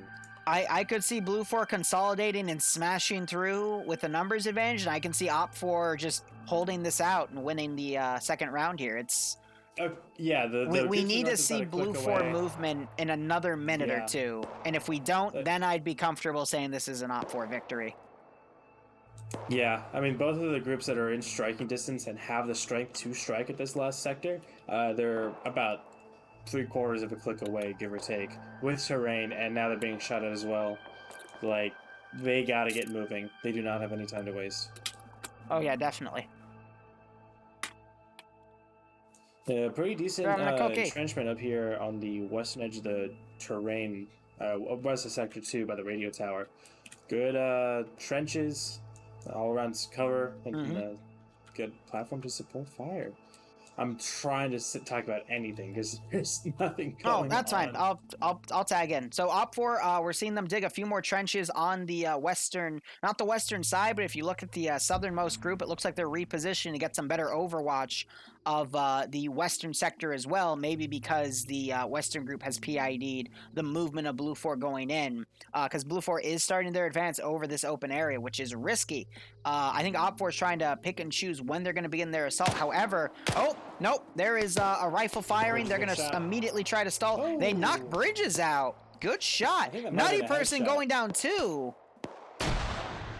And this is just with regular 5.56 rifles, but I mean, this is the power of the high ground. Don't mean to make Star Wars memes a thing, but Bridges waking back up, but you know, they've got some elevation. This is a big open area. They knock down Cool Breeze. 5.56 rifles hitting the chest will eventually knock people out, but it won't keep them down. We see Nutty also wake back up, but Cool Breeze is going to wake back up. But what Blue 4 needs to do is they need to get up to these trees and start returning fire. But will they be able to repel this Op 4 group? It's tough. We got the northern, like everyone's kind of closing in on this gap. Unfortunately, Marco is playing it too cautious on the riverbed, trying to find that Blue 4 group, but it's already displacing, excuse me. Now the northern group's starting to get engaged by the far southern Op 4 group, which has a 249 firing up at him to stop him. Now Chad isn't even bipoding his gun. He's just firing at the distance and actually being very accurate for his position. But we do have an Op 4 body up on the western flank here, so Blue 4 is returning the favor. But they are going to be slow. I haven't seen any smoke grenades pop, so I'm willing to bet this Blue 4 group, since it came from the left flank, probably lost it all in this push to Sector 3. Explosive trap going up by Warwick, but again, it was a missed opportunity here because only Warwick pushed up. But right idea for Op 4 here. Fish trying to push up, unfortunately, on the top of a hill. Not even a hill, just a little... a little tiny hill, actually, and got exposed to the high ground. Go ahead. Northeast Sector 2, that group has finally made it to the closest ridge. They've got a few hundred meters of open ground between them and the objective, so I think it's best for them to stick here, take pot shots, and try to return fire. Gives a chance for this group over here to the west, push up through the forest. AT fired, misses. Closer quarters. I think that's what's they're gonna have to close the distance and use these trees to do some CQB. Because, 4 minutes remaining. I'm ready to call it. Yeah, I think so as well. Blue 4 just lost too much men in the really the Sector 3 fight. They could not regain that momentum. Exactly, they lost it. And so what I'm hearing is the group in Sector 3 that went up on the hill delayed them for long enough. No, it wasn't that delaying group. It was Homebrew's pullback group that camped in the riverbed. Would they have been held able the to Blue do it 4 without advance. That first group? Probably, because that was just a throwaway of manpower. It was a sacrifice worthy for the cause. No. If anything, no. Blue 4, they're doing their best to try to push up here. They got multiple unconscious. They are starting to push guys over the riverbed. Like, if this was where the sector was, I would still say it's neck and neck, but Blue 4, hold up, Martin's pushed up. Oh, never mind. Mannerheim's pushing up to the side, though. Gonna come up right on the side. Yep. He's gonna catch Iggy out of position and just mag dumps him. He's still alive, he's gonna have Mannerheim doing attack reload. Oh, this flank is gonna be devastating. Coda going down. Pierce going down. Will anyone stop Mannerheim? Warwick firing at him. Mannerheim going loco here. Buddy goes down to Flood. But Warwick can now get on top on this position. And so can Conscience. Chappelle just desynced out of those shots. Changed my mind. Warwick unfortunately just took a big hit. Flood's gonna push him with that machine gun. And he goes down. 2 minutes remaining. Martin's woken back up. Hold up. Look at the main objective. Martin could do something similar here. What? What did he get there? Martin ran. He ran up the riverbed and then ran up the hill. He just took down 2 dudes. Took out Major East and another guy. If Martin has grenades, now would be a good time to throw them. Pokes his head out again. one. Unfortunately, the rear security gets him, but did he get another kill? No, but he got some more shots in. He needed to be a lot calmer with his fire. Spraying that much at that distance. Oh, look at Buckets. He's trying to limp his way up there. I don't think he's going to make it in the minute, though. Total Conscience is pushing up. Just got another kill. Double tap Pickles. Ran out of ammo. Didn't change his pistol. Smith drops him. That's the downside of the 20-round mag. It's a higher caliber, but it's close. But you run out of ammo quicker. A third fewer rounds to shoot. I mean, Rambo's people don't like him, but boy, oh boy, can they be fucking effective. Less than 1 minute, 57 seconds. Nah, I don't see it. We got some blue 4 guys running to the sector. I wonder if they actually get in the sector while the time's running out. It might go into sudden death, but they're going to be picked. They're taking some shots from the observation group. It's actually just down to Porter with the 5.56 rifle. We might actually see overtime here as Buckets is critical. Ellison gets into the AO. Yep. If he gets in there, we'll probably go into overtime. Colin's looking over, so is Mags. Oh, stop! Oh, come on! Get in the AO! Get in the AO!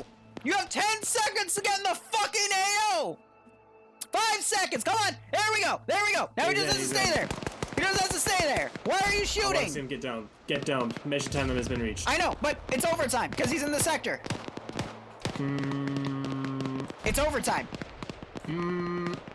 So as long as a blue 4 guy is in the sector, it will stay overtime. Overtime did pop. At first it didn't pop for me, so I didn't think it was happening. Yep. So Buckets is going to be able to limp into this AO. What a fucking Chad. Shade goes down, went on top of the trench, and I think Buckets took him down. And here we have a big force coming around. Mags, Wolf, oh my god, and that blue 4 group was able to take care of the western flank. Dude, this is neck and neck. Phoenix getting taken out. As long as there's a guy standing in this AO, Buckets going down, unfortunately. It's up to Farks and Ellison to stay in this AO until more Blue 4 guys can get in here, but Blue 4 has stopped in the tree line. Lurch pushing. Oh my god, Lurch knocking out 2 dudes on Op 4. There's overtime officially being called. Farks, open fire. That's not. Oh my god, Farks! Farks, what are you doing? What is happening? Mags as well. You don't recognize. Mags is like, wait a second. Wait a sec. What is going on? Matt, I think Farks is popping a French flag as his weapon was jammed. Oh my fucking god. Blue 4, push in the AO, please. It's just Matt. It's just Matt. Oh my god. Blue 4 wins. Blue 4 fucking wins. Oh my god, because Wolf ran out of the AO. Oh my fucking god. You gotta be kidding me. You gotta be kidding me. What the fuck that is? That is one of the best clutches I've ever seen. That should not have happened. I even called it as Op 4 winning. Wow. I'm glad I was wrong there. That was great. That was great. No, I thought Op 4 was going to hold a bit better. But damn. Oh my Honestly, Lord. That was great. All right, they gotta switch the mission file because we're in the Altus default. I'm gonna go back upstairs. I'm gonna listen to the local chat, man. That was God, yeah. Wow. Oh. Yeah, Slim, you lost though. You were Op 4 defending. Your commander got shot in the face. I watched it happen. No, it probably did very little. Is there always overtime? Only if there's the objective being contested. If the objective is actively being contested, then overtime. Gotcha. Yeah, he was on the objective and you didn't clear it. Officially there, Martin was in the blue 4 AO and he survived long enough for Ellison at the literally last 3 seconds to run into the AO. And then he held it as 3 other guys went into the AO, and they were able to whittle down that Op 4 garrison, and then Wolf stepped outside of it as the last Blue 4 guy shot the last Op 4 guy in it and clutched it by 1 man. It was absolutely beautiful. Yeah, we pushed real hard right at the end. Worst time, wow. That's because I fucking got up on that flank. They're all lined up along the HESCO, and I just let that fucking magazine burn. Excuse me, but is there a C-130 for this next mission? Yes. Wait. What? Look at the name. I don't know what the fuck J means, but Break, gentlemen, No, following Skyfall. We're dropping. What? Put your numbers in chat, Jesus Christ. gentlemen. Tilted Towers? What the fuck is this? No, Dingo. No. Last time you flew an AC-130, hit a fucking pole and died. Everyone died. That is not true. East, you lied to me, sir. Comms con.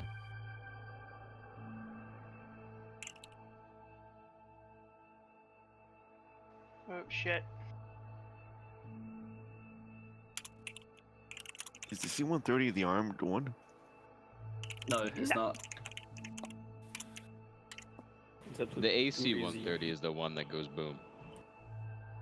I think you mean Burr. This is a paragraph. I mean, it does both. Burr. Yeah, I'll be the Get special. yourself a girl who can do both. So it's Blue 4 and Independent against Op 4? Yes. What? Correct. Is In this 4 not will some likely be crackhead shit spawning that on I'm the ground. saying? In 4 will likely be spawning on the ground. Patriot, what the shit? Guys, copy. Just post your numbers, please. Okay.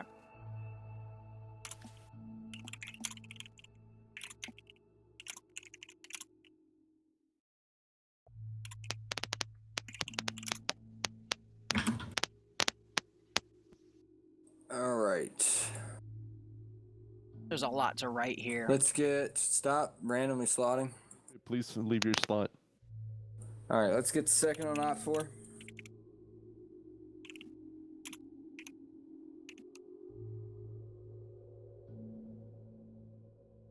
Let's get Task Force 121 on Blue 4.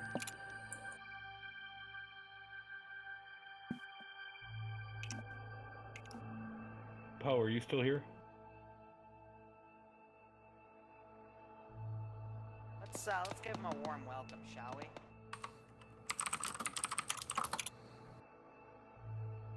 Let's get 29th on Op 4. Let's put CSC on End 4. AA on End 4.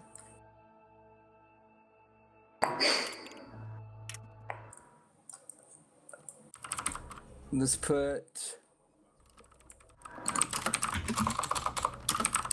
Clicky clack. Scandi Recon on End 4. All right, so I'm gonna check the I'm gonna check the multi and weed out the streams that aren't going anymore. So stand by. On Op 4. But this is gonna be an interesting one too. All right, who went offline? If you are a individual player, go End 4. TSB, go Blue 4. I don't think there's room on N4 for individuals. Oh, is there not? Oh shit, I didn't realize. My bad. Sorry. So it's just blue yeah, collar. Put Tau on N4. If you're an individual player, go Blue 4. TSB, go Blue 4.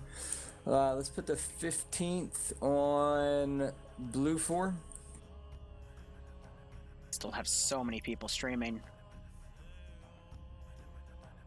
Let's put. I don't know if you did, Dom, but that was a smart thing to do. TK on with that Op 4. capture DMR, man. It was a good job.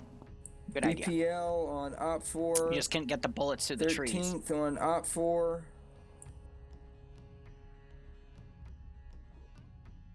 BPL Foxtrot, same plan. BPL. TFG on Op 4. CGK on Op 4. Is there a community that's missing? One on W. Evets can go Op 4. It's a 3-team mission, but One 2 teams are RW allied. Can go Blue 4. We saw this in 242, Kavala come a few Op weeks 4. ago. Hey, Arker. Who's Dylan? Yeah, Dylan, could we have that slot in Op 4 Idaho's Alpha 2 for one of commander those? Thank of you. Blue 4, Bassbeard's Cyrus, commander of that's Op your 4, slot. AR.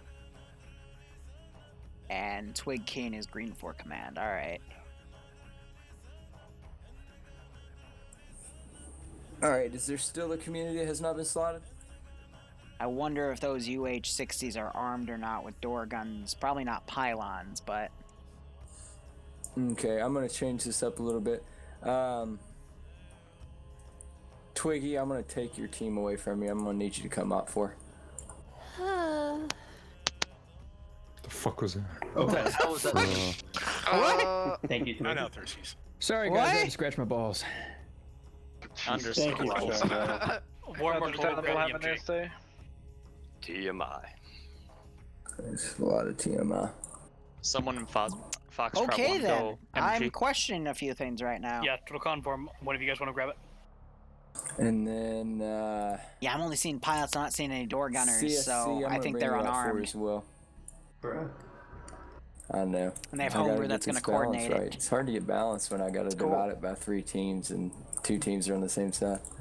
You're good. I was saying bruh for a different reason. Alright, CSC, please come up for. Where do you want us?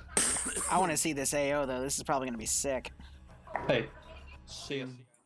Where do you want us? Where do you want to go?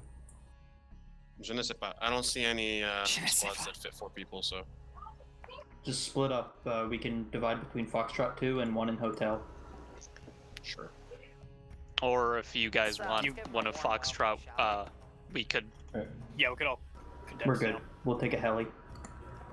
Doesn't Charlie 2 in 4 wanna take the missile and shit?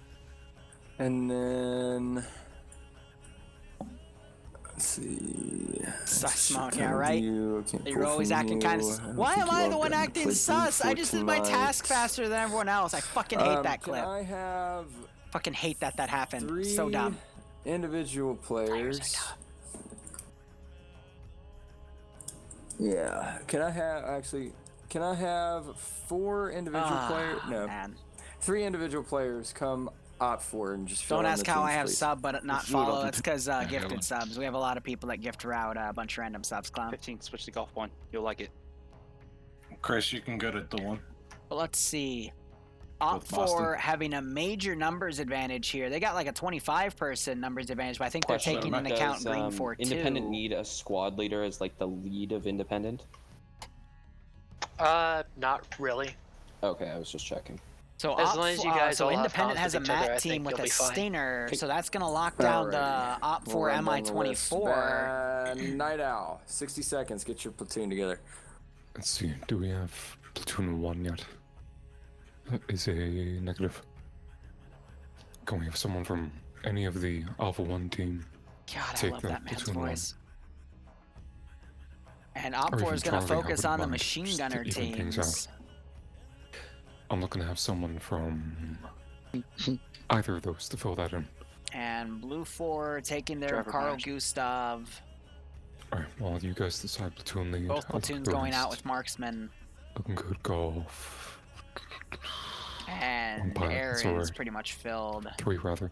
But they're only dedicating one of the Yeah, looks triple like we just need that 17s. I think that's a platoon bit of a at least. mistake. You want those crewed.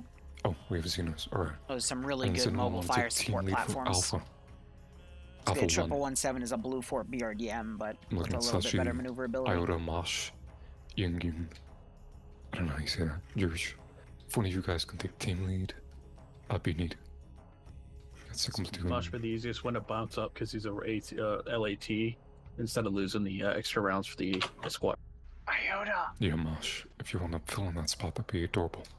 I mean, then- I could, but this is like my second time playing, and I'm really not sure if I can do that efficiently. I got one of my guys do it. Don't worry about it. Can actually have Vagrant roll up from Charlie and take Alpha lead, and just have the 2 guys from Charlie 2 Reminds me of move up Tiger's as well. voice from the I'd love 700th. that. That'd be perfect. So Daniel, Buckets, if you guys can move up. And Vagrant, yeah, perfect. You take Alpha, please, Vagrant. Yeah, have Charlie Do we 2 keep take Charlie Alpha 2 there as the missile Charlie 2 specialist? is our missile I team. guess, yeah. Oh Yeah, they're- shit! Yeah, never mind.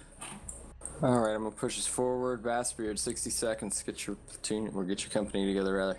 I am pretty much happy with this, just to meet the sun. Actually, could you jump up to Charlie 2 team leader, please? Just so comms and not shaking my mat team. Thank you. Yeah, I think that's pretty much it. All right, and Finn, End 4. How you looking? By the way, to let you guys know now, I'm gonna be streaming all Seems night in pretty and good. out. So you don't want to sleep tonight. We got some Should be stuff. on armor bearer or something. But we'll get there more when we ammo. get there. Yeah, Dingo. Just Just swap. quickly one, checking swap my group chat for a project to make sure they have it all set.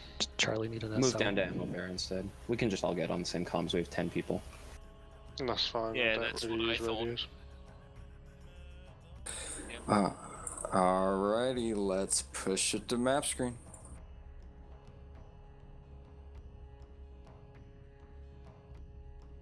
Why is Green Shade by himself? Oh no, okay, good, it's loaded. I thought it was gonna be like, 1 or 2 kilobytes every second again. I ought to write you up for that, Green Shade. Drop and give me 50. It's gonna be the honor system. I'm assuming you're doing it at home. I don't know. I can tell his brother to go hit him though. Oh, yeah, perfect. Do it. Yeah. 50 times. Skyfall, but not actually falling. He is This on is his the way end. home, Hold I your swear, breath and so- count to 10. Feel the earth move, and then Tell him we say hi. hear my heart burst again. I will. He doesn't play FNF, and it's sad. Yeah. So 3 terminals can be taken in any order. Probably because he's working though. Blue 4 has an airfield, and we don't know where Green 4 spawns. Cool. So Green 4 can be a harassment insurgent team while Blue 4 does their airborne assault.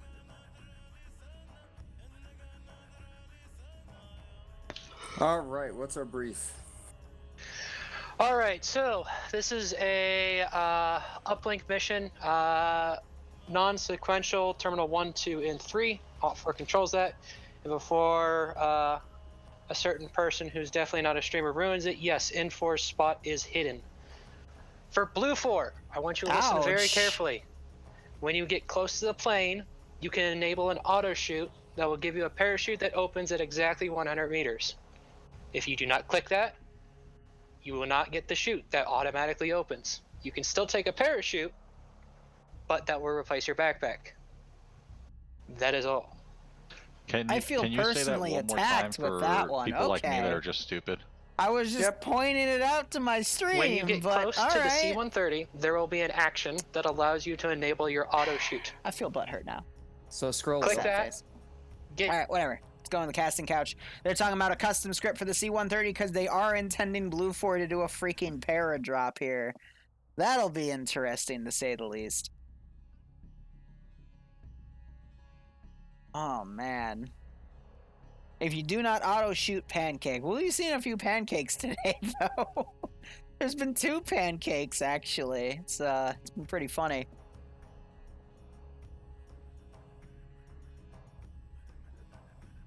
Oh, no, you're right, because last time Barb did call the... Yeah, no, you're exactly right. Barbarian did say, where the Green Force spawn was when they weren't supposed to know.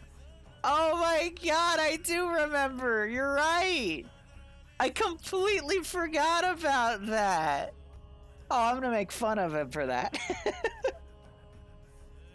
I love it. I absolutely love it.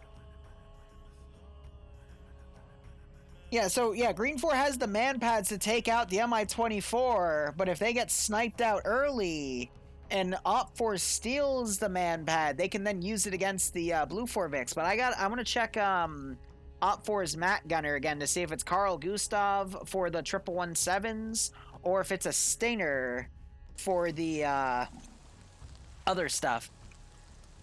Got a little bit of a dark lighting here. I like it. Let's page up a bit, see how far the render distance goes. Barb, you got called out. Interesting concept. Yeah, I did get called the fuck out, but it's fine though because I couldn't even see where Enforce spawned. But yeah, Exactly. I got No, called the fuck out. I thought he was doing it to me at first, but then my chat's like, no, it's because Barb. I'm like, oh yeah, Yeah, I it was 'cause completely of me. forgot he did that. Yeah, I just knew to shut the fuck up.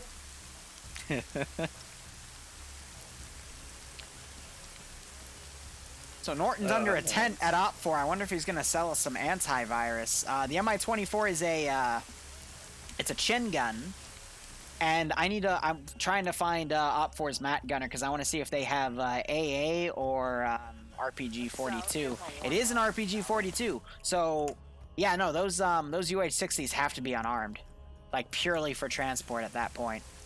Which, not gonna lie, they even have pylons. That's funny, but Just use the plane. But Whale's fine. I guess they could also use a UH-60 as recon. And then you have Independent spawning up in this one position over here. And they've got 2 armed gazes as well. Reminders to the chat, the grenade launcher has all of its ammo unscripted out because GMGs are very, very naughty in PvP, and especially in one-life scenarios, you'll get murdered. And it's a stinger. Oh, yeah, CIA stinger weapons. But let's see, Blue 4, they're rocking those weird VS 5.56 rifles that you almost never see, to be perfectly honest, because they just they look so funky. Yeah, the Czech guns. Yeah, check those out. And then we have one guy with an M240 Bravo. And for their AT, they got AT4, but they got some interesting spreads of kits right there. That's pretty dope. Up for, meanwhile, I think it's going to be standard Russian, but they've got 5.45 based weaponry, so I'm assuming PKMs, PKPs for their machine guns at the squad and machine gun team level. Yep. And RPGs as they're reloadable. And Blue 4 is probably going to be your standard 5.56, but yeah, nope, they're 7.62. We got some scars in play here. So Blue 4 with the caliber advantage here. We got the 117s being fielded out. At least I see Rust with 1. They might have respec to get the other one as well, but those 117s are going to have a very long drive to get there. I'm also seeing a single Humvee driving down to that flank as well on the southern side of the airfield to move around. Honestly, Barb, I'm going to level with you. I think we need to bring Naps back in for a round of a TSB main rotation. I think it's been enough time. Yeah, I think we could bring it back in. Like, we had it in for 1, and I don't even remember people using the fuck out of it. It just got filtered out because no one did anything with it, but I'd love to use Naps, man. It's a good map. I'm still salty that Virolati got taken out, but... Well, okay, that's because we played the fuck out of Virolati, alright? Be honest. Every part of that map was fucking used. Okay. Also, VHS is Croatian, apparently. Croatian? Oh, those are Czechoslovakian. God. Well, no, don't you know Croatian? Not Czechoslovakian, just Czech. Because I've been playing a lot of Hoi, I'm sorry. Oh, of course you have. Yeah. So, Blue 4, they're able to put some specs, some one-time scopes on their guns. I'm going to check Op 4 to see if they're going to be stuck on irons. Nope, they're getting some scopes on as well. Cool. People still salty that Bloodlust was removed. Oh, man, that's a good point. I mean, we can add it back in for rotation. The issue with Bloodlust was it was so unpredictable. No, it never did anything bad with the server. I think there was 1 or 2 instances, but we figured those out. The real issue was you could have a grenade go off in the trench in front of you, be perfectly fine, but you would still get bloodlusted. Now, I'd assume they've calibrated it by now, but I don't think Makarov's in the mood to, see and test, Yeah. Because insta-kill mods just mean the ops have to be higher on logistics. But yeah, anyway. Oh, that just reminds me of, the IFA stuff. If you get lit on fire from a burning tank, you gotta have to actually stop, drop, and roll, or else you'd burn to death. Alive. Bad Wolf, aren't you still... You as the mod set guy for main, it's your say. So yeah, I like this little... Unless you step down, I don't remember. As far as a full AO, it's a big enough city to justify it, and the fact that it's non-sequential also helps. It means they got to spread out the defenses a bit more, and it's up to you. Not make it too difficult for the attacking teams. I'm very interested to see how this airdrop is going to go, if it goes at all. Ooh! I vote horribly. Oh, me too. But I want to see the Mi-24 lose track of where it is and then turn left, and there's the C-130 out of the cloud. I want them to load the 717 or a Humvee in there, and when they paradrop it, it lands in the water. Can they paradrop vehicles? I thought they added a cargo thing to the RHS C-130s. I'm not I'm sure pretty if they did can that with the manually. 777s, maybe the Humvees, but I didn't hear Maybe the anything in the Humvee. brief about that, though. Be some advanced knowledge.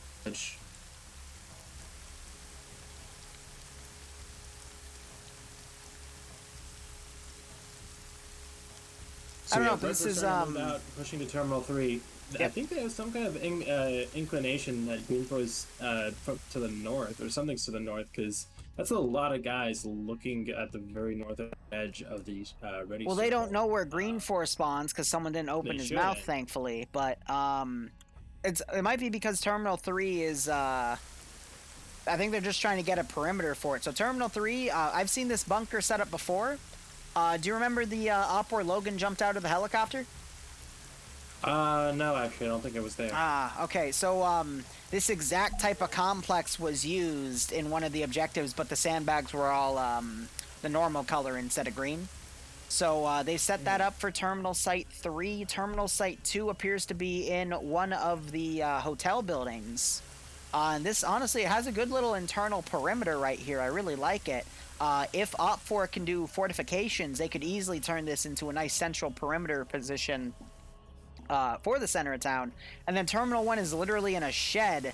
But, again, there is a good perimeter here of buildings that they can fortify and use as a defensive line. And there's this big scaffolding on the side that they can use to get on the big rooftops.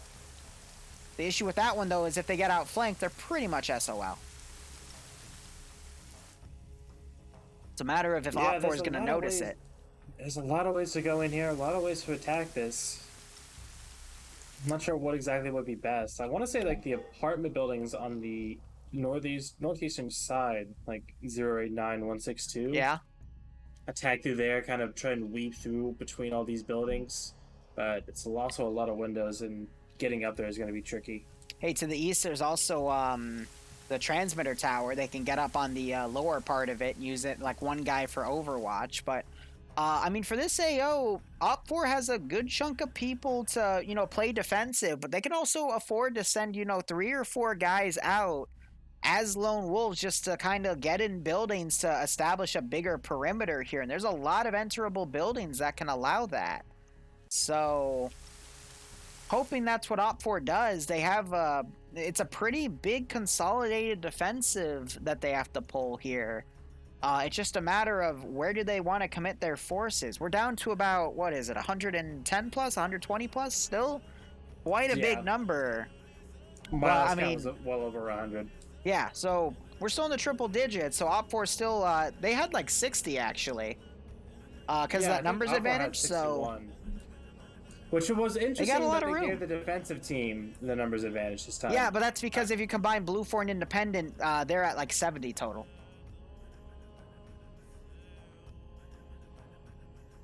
Okay. That's the math I did before I jumped in. It looks like C-130's on the tarmac, ready to I'll trust launch. you on that, yeah. You know what would be funny? Has one person, though. You know what would be funny but super fucking horrible? If the C-130 didn't take off in time and went into the ground. Fucking... That's got plenty oofed. of runway. That's plenty of runway for a Hey, C-130. but server desync. Oh no, I hit H to open up my GPS no. and it cut off the engine because What that's a- a fucking feature. Feature? Yeah, it's literally not even a bug. It's just, oh yeah, this happens. It happened. So 5 minutes remaining. Op4 still doing a little bit of prep. Op4 actually taking their armed gazes with some teams of infantry. They're probably going to go hunting for Blue 4's landing zone. Sholand, Norton, and Bassbeard are having a Friday service. What? They're in the church, but in between Terminal 1 and 2, they're like chilling in the church and just having a nice little service. Look, they're taking turns and just saying something. Send in goat team 6 like that? now. 17 months. I don't Does know that mean what we you can do just interlocking said, fingers and hand I don't holding? think that I want... Church. Barb Is that forgot how to versus English Blue? here. No, never mind. I'm Jewish. You don't watch memes from True Capitalist Radio. You won't know, but it's okay.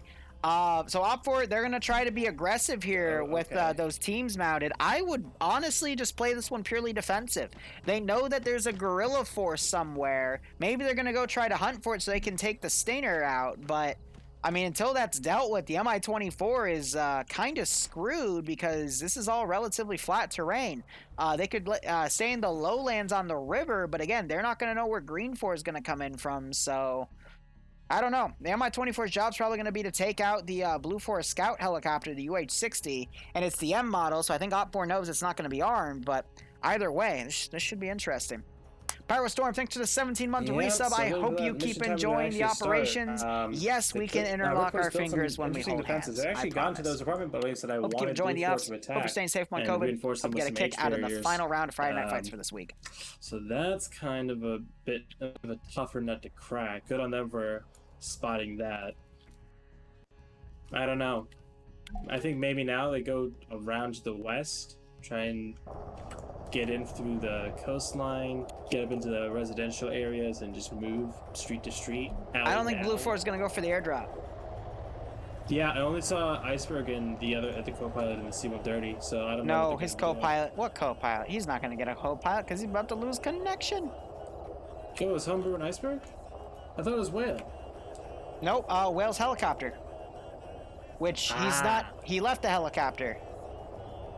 Whale's a guy. Oh, it looks like Homebrew's internet came back. You would be terrifying if Op4 set up all their lines. They saw a C-130 coming in, and then the helicopter just ricocheted, slingshotted back, and just stood there. If I was Op4, I'd be fucking terrified. But that's the power of desync, baby, when someone's disconnecting from the damn thing. But yeah, no, I think Blue 4 is going to go on foot here, or in VIX. No. So the plane, it's spooling up now. I think the plane's just going to fly super low and provide spooky runs. Oh, there goes Homebrew. He just yeeted out of existence. It would be a shame if his corpse came out of the plane and just decided to And the plane just flies back 100 meters into the ocean. Yep, it just goes whoop, and is destroyed. They might do a diversion with the C-130. But who's quick enough? He can get back in. He's got. Yeah, he's already reconnecting, and he's already back in. Ooh, he's got a vector. Oh no, that's because it wasn't rescripted yet. Okay. He's going back. So like doing a show force the C-130. They're gonna try and recreate the Blue Angels, but I think Whale's gonna fly in a marksman team from the looks of it, and then the other helicopter actually has a team in it. 1 minute remaining. It'd be very cool to see a kind of rooftop helipad landing. Those tall hotel buildings or some of the apartment buildings with the flat roofs. You get in and get out quick. And I think that'd be a pretty good way to get in. There's also some clearings inside the city. If they can ID those and see that they're fairly empty, they can go in for a quick landing. But they gotta be very careful with those Blackhawks because they can take a beating. But this is gonna be interesting. A little harder to maneuver than your Little Bird. Still pretty slick though. At least in my opinion. Yeah, Pierce has a bunch of guys in there, and Whale seems to be just Whale with his little coalition tag.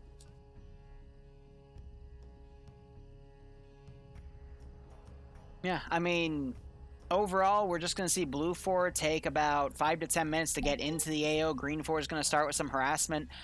Aircraft are going to do some interesting stuff here.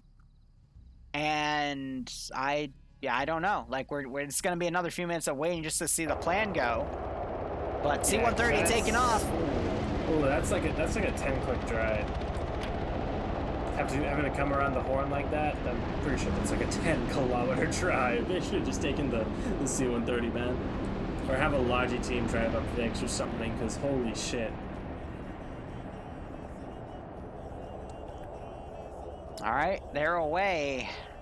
Let's see what Green Force does. Mi-24 is pulling out to the ocean. Green Force is vibing. I think they're going to wait for a cue from Blue 4, though I don't know if they have radio contact or not.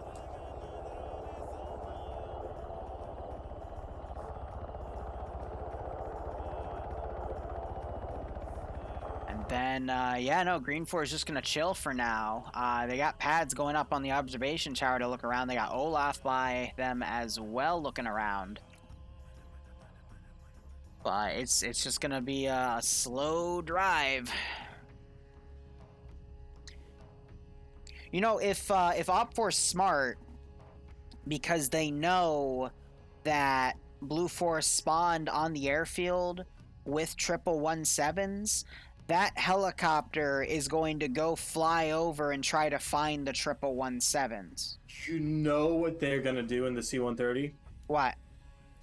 They're gonna fly low, and they're gonna tilt the plane 90 degrees to the right so that the co-pilot can look out the window and look down. Okay, I as was they fly actually over. being serious. I am too! That's how they're gonna do it. Bro, a C-130 is not going to be able to get any scouting information. They're doing recon runs in a C-130. There's dude. no They did way in surgery hell on a they're grate. going to do recon with a C-130. Fucking... it would be telling cheating. you, I dude. would literally DM Homebrew on Discord right now and say, hey, do recon with the C-130 just to see it. But it's not going to happen. That's what they're gonna do. They're on approach. They are banking right now. There's no way in hell. I'll give you $5 if they actually do something like that. Cool. Bet. At the render distance, though, they'd have to be incredibly low to see it. That's what they want. Bullshit. Look, they're turning in. Bullshit. No, they're just flying distraction, and that 24 is going to go hunt for the fucking Blue 4 convoy, and that shin gun is going to get a shit ton of damage.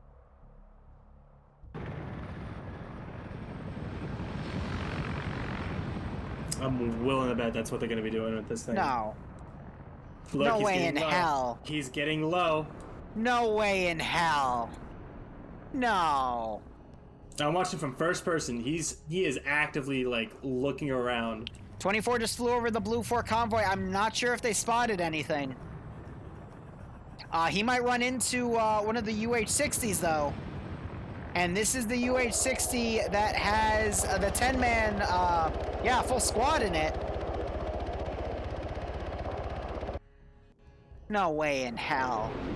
Iceberg's flying and Homebrew's in the passenger seat, so Homebrew's gonna be the one looking around. They just They're completely flying circled the super AO. low. No, that's their first run. Testing the waters. They don't want to get too cheeky now. Come on, these are professionals. I'd yell at you for calling TSP professional, but some of the stuff we've seen in NA tonight, I'll believe it. I think even What's That would believe it. Oh God, they're gonna Have faith in buzz. your They're gonna buzz the helicopter.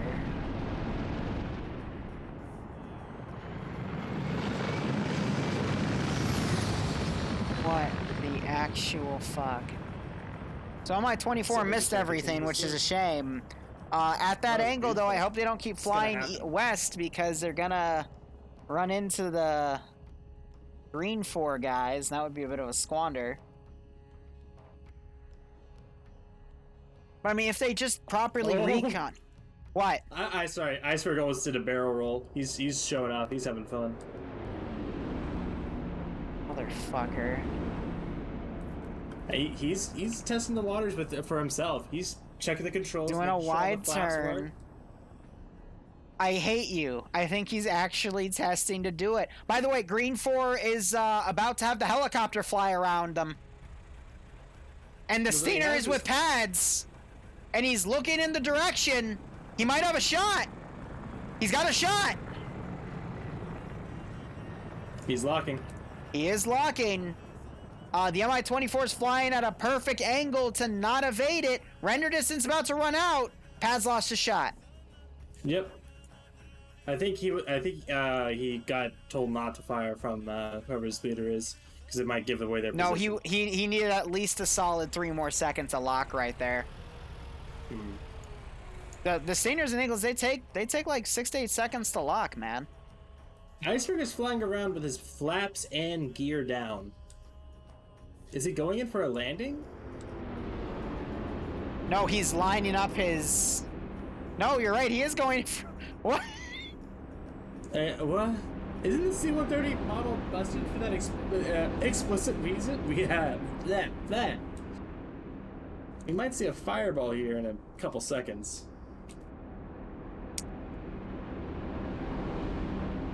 I want my $5 after the stream. Hey, I never agreed to pay you if they did it. You just said you're on. For you to pay me if they did. Aw, you yes, little bitch. for you to pay me if they did.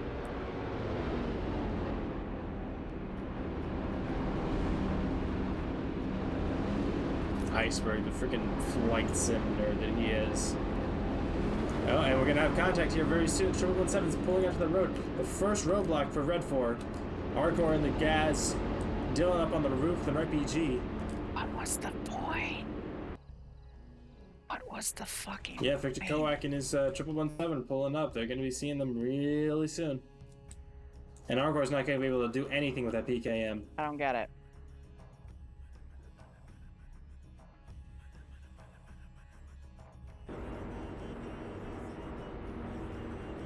Here we go. Kowak spotted. Yep. PKT roll, opening up, but it's not going to be... Hardcore getting knocked out by a 717. His assistant also getting knocked out. That was a medic. Sure Oof. that was the 50. That was absolutely the 50. Took them both out. AT going in, hits the Vic, knocks it out. Oh, that was a top-down shot too, where the armor is the thinnest on a 717. Absolutely knocking it out to cause that explosion. That was an engine hit too. Couldn't have gotten better placement by Dylan there. What a shot. Not fixate on that though. He needs to go and he needs to see the other Humvee coming around. By the way, Mi-24 appears to be trying to fight one of the UH-60s. But the Mi-24 is circling under it for whatever reason. Oh no, Whale doesn't have anyone in his helicopter to do. There's no gunners right there, shit. so there's no door guns. Period. No, well they can still open the door and shoot out with a rifle. Yeah, an Mi-24. Good luck. Yeah, dude. Fuck it. Put 5 mags into the tail rotor. See what happens. Hold up. Op 4 might have just witnessed green. Oh yeah, no, they totally witnessed green 4. There's shots going up on green 4 now. Oh, that's unfortunate for them. Not going well for the attacking team so far. Already lost a 717. Green 4 getting spotted out so quickly. I spotted your alter ego as well. There's a Lance Purple Fist. Very Iceberg's taxing on the runway. Victor Kolak driving away with a car, leaving green shade for himself as he locks down this barn with that 249. Iceberg is cleared for takeoff. They got Pronix now working on Orcord to wake him back up. But yeah, no, that loss to the 717 was pretty nasty there. And Green 4 coming in the rear of the objective on the western side to possibly push in. I mean, there isn't actually a lot of defense at the terminals themselves. They could take terminals 1 and 2 here with very minimal resistance. Meanwhile, the Mi-24 is just landed and it's chilling.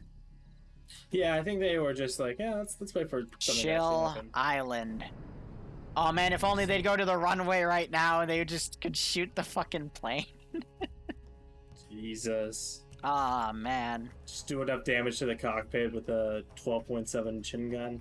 No, just play chicken with it and land right in front of it.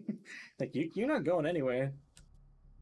Iceberg would take that, though. He would absolutely fly into that thing on the runway and cause them to both arma. That'd be a kill in his book.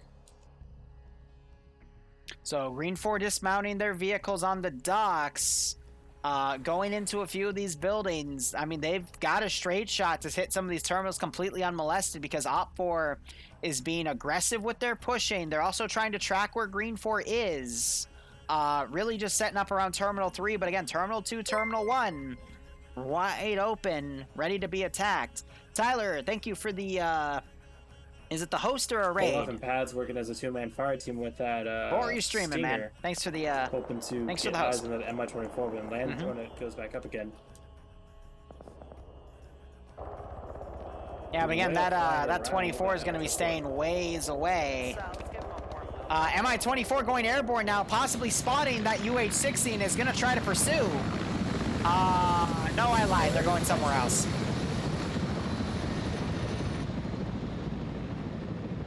Oh, no, I lied again. They might be going to go try and follow that UH-60 and take it out. I'm looking at the gunner. No, Gunner's looking around confused as well. I think he thinks he saw something, but he can't find it again. Go to the airfield. Go to the airfield. Come on, I want to see it play chicken with the 130. Nah, they're heading south. So, Independence still mounted up. I do like how they pulled in this one building, and they're kind of laying low in here. And I love how many guys OPFOR is dedicating to try to track down Independent, too. That's completely funny. Stuck by them, too. They're all closing in on Freidorf, thinking that, they'll go defensive and try and take us out. But no, they completely evaded them, which is really nice. Victor Koak, meanwhile, driving by an OPFOR group to just, I guess, harass. But so far, there's only a little bit of action. Some brief skirmishes, but again, an early 117 destruction. And it looks like the 24 is coming back into the main AO here.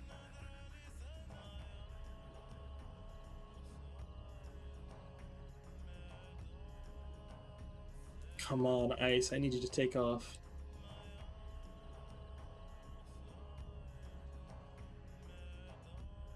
Ah, yes, the MI. Oh, okay. I love the RHS sound glitches where you gotta, like, be there to witness it take off before the sound kicks in or the rotors kick in. Oh yeah, otherwise it's classic. Just it takes a few moments. So Victor's driven all the way around. And Green 4 is still waiting here. You know, last time there was Green 4 and Blue 4, they did not have comms with each other. So I wonder what Green 4 is waiting for. But we have Victor driving into the AO on his own as well. Little desync spike there. But does Victor, Victor is in G2 on his own as a vehicle crew. Ah, so he was part of the 117 that blew up. He's literally just driving around aimlessly trying to find where OPFOR has their forces consolidated. Meanwhile, OPFOR is sweeping the town of Freidorf, again trying to find Independent, and we're going to have a UH-60 fly in. This is Whale on his own, trying to do some recon. Not quite what I want, but it fulfills the same purpose. Hopefully they well, I don't even know if he's going to be able to see anything from that height. Yeah, it's going to be tough to see stuff. Victor now circling to the soccer field. Wheel's actually got a good line of sight on the soccer field, on that red warehouse. Some static 12.7 firing off from a cord by Duke Way.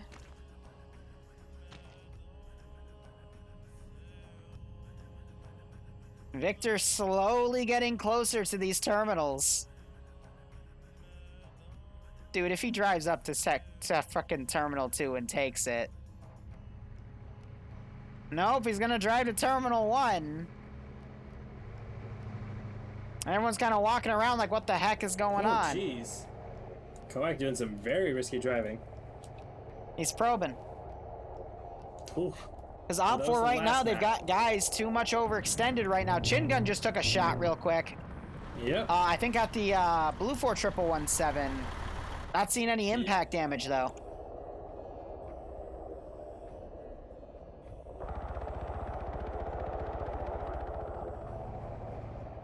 I mean, admittedly, that chopper's noise is drowning out the car if you're far away from it. You're only going to hear it if you're within about 100, 150 meters.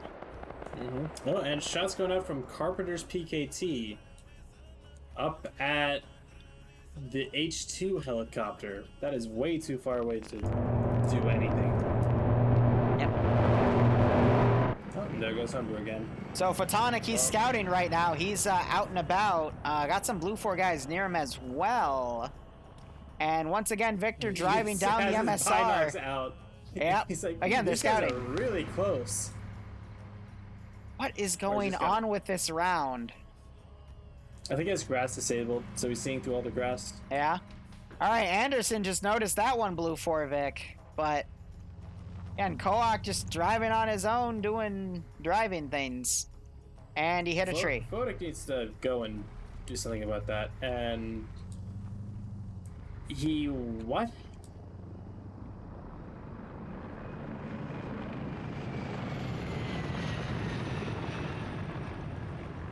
So apparently there's some people not following orders right now. Ooh. At least with Heli 2. Ooh. That would be way up.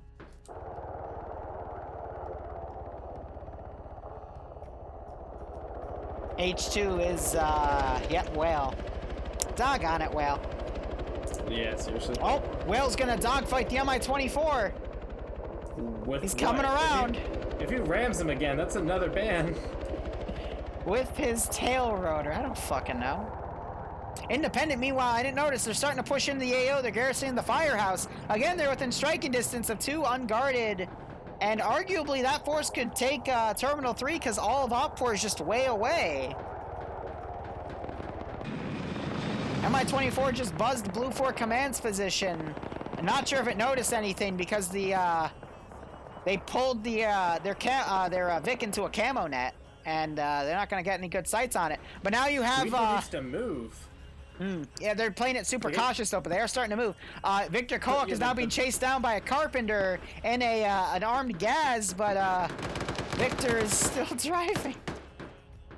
What is this round? That Red 4 force that was hunting down the Green 4 force, they're now coming back down. They're walking down the MSR, going to be coming right onto Green 4's position. And Green 4, they're moving to Terminal 2. They got a nice little battle line going, moving up in a nice column. And I think they're going to just hop the wall and get in Blue there. 4 is starting to push. They lost a guy. Another guy was down. He woke back up, though. Geez, this is a really bad spot to be in because there's a major open area between them and the next objective. Yeah, this is the one thing that I was worried about with this approach was that this open area, especially with a downhill slope like this, it's going to be a meat grinder. Nah, with no Vix to cross that field really quickly, I don't think this is the play. Especially not now. They have a lot of people looking that direction, more than I thought they would. So Op4 are engaging each other on the southern side. They saw Bassbeard, Norton, and Sholin and thought they were enemies, so they started shooting at them. But Green 4 is about to take Terminal 2. I think, was that Koak? Yeah, Koak's dead. Scandi Recon. In the center. Chin gun firing down at more Blue 4 forces. Blue 4 really needs to reconsolidate. This is just such a bad position for Blue 4 to be in, and they're getting cut down. There goes Major Cullen. Hit this terminal. Go ahead, sorry. Nah, I was just gonna say, he's the guy in charge of TF-121, one of the newer groups on this week. Meanwhile, we still have Fodic in the back line looking at more Blue 4 guys. He is one of the luckiest people I've seen do this. Most of the time when someone tries to do this, especially, he's not even a marksman, he's just a rifleman. He's just, yeah, I said in the beginning, if Op4 just sent a few scouts on perimeter, regardless of kit, they could, you know, catch where Blue 4's advance was. But Blue 4, now a chopper has landed on the rear, and it's going to go up a similar route that Indy went. But Op4 is sweeping infantry around. Op4 could actually find Independence Gazes. Hoyt might open this door. Oh, yeah, no, he's going to open it. Yeah, and he found both of Independence Gazes. Op4 gets free Gazes now. Independent has not decided to hack Terminal 2, as Prox and Twig King are going to run right in front of Yander. Twig King about to... No, Yander turns around at the worst possible second. Twig King saw him and then immediately turned around. Yander has no idea. Oh my god, and Yander just survived due to a little bit of desync. Riot now coming over to check that position. Greenfo still haven't popped that Terminal 2, and... No, they haven't. They need to now, though. Yeah, they just happen to have a bunch of people coming in. Ooh, Eagle just hit the Mi-24. Or excuse me, that was a Stinger. Pyro, man. They could be hopping over here real soon. Yep. Dylan's hopped over the wall as well. Popping smoke, trying to get in. Or is that a nade? That's a nade.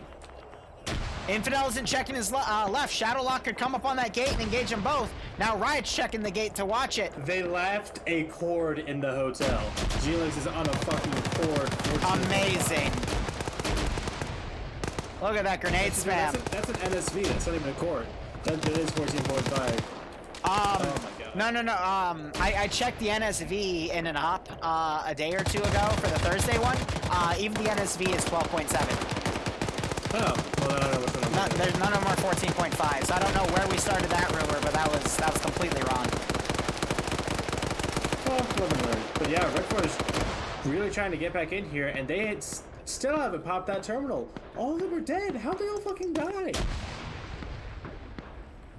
Fucking. Oh. Where's Nemesis? Nemesis got taken out a while ago. Apparently he was adjusting at his, the fire station. Yeah. Oh, man.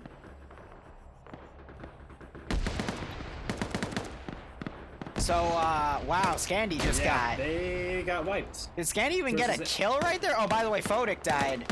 I don't think Scandy got a single kill. Andrew woke back up, but Norton's gonna see him. Norton spots that. And there he goes down. Jeez, that was a stomp out. Against a smaller I don't even see a guy down. Me neither. So Green 4 just got oofed right there. There's still 2 Green 4 guys, but they're being shot at by Blue 4. Oh. You gotta love these 3-way faction fights, man. Couldn't cap objectives. Did they change that? They didn't say that they couldn't in brief. I thought that they could. I believe the hind is down, maybe yes. Not? That would explain why they didn't, why they didn't do anything. Explosive charge goes off over by Cool Breeze, I think. Hind is down over here. That was So, like a big boom, but I don't know. Independent Hind is down. Both pilots survive, though. They're doing some medicing on the bottom right of the map. And we have a UH-60 next to the plane. And I'm not going to lie with how divided Green 4 is. Green 4 is also taking the technicals that Op 4 left in that barn. They took both. Actually, a shed would be a better term, but yeah, it's going to give them even more firepower to work with. I don't see Blue 4 making it into this one. Blue 4's western flank just got spotted. The Charlie 2 team being engaged by Cyrus on a tower. I think Green 4, they needed to be a lot quicker with their movement into the city. Green 4 also in getting this one as well. Again, the second terminal. Blue 4 and Green 4 had the numbers advantage, but now that Green 4, like 8 of them just died and got no kills. So, you know, that number, that balance of power change is going to be massive. I mean, you can just see all these Op 4 guys now defending the town. Blue 4 can't even get a foothold now. And if Op 4 can keep this up, they can, they're pretty much going to prevent Blue 4 from getting in. It's going to be an absolute mess, but go ahead. Over, thanks for 29 months resub. Sorry you DC'd. They have a full squad over here too, actually. I think. Hope keep enjoying the ops. Full Charlie team. Hope you get a kick out of this. Squad, fucking whatever. But they're across the bridge. I hope you enjoyed FNF tonight. Might be a bridge too far, I have to say, because actually that bridge might be good to cross now. They don't really have too many eyes. 17608 could maneuver and get some shots. What, the western bridge? Yeah, western bridge. No, because Cyrus has a fucking machine gun.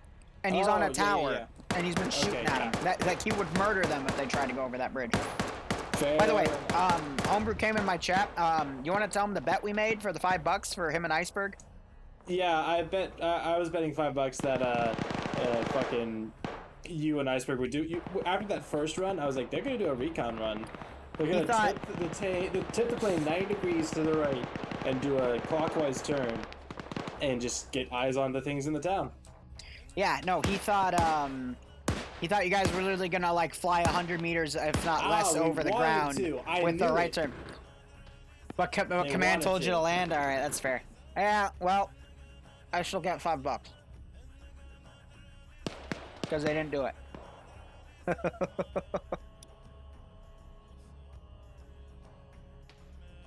So we have Fisher, who's gone off on his own, trying to check this tower, at least to alleviate that machine gun, but Cyrus has pulled off that wall.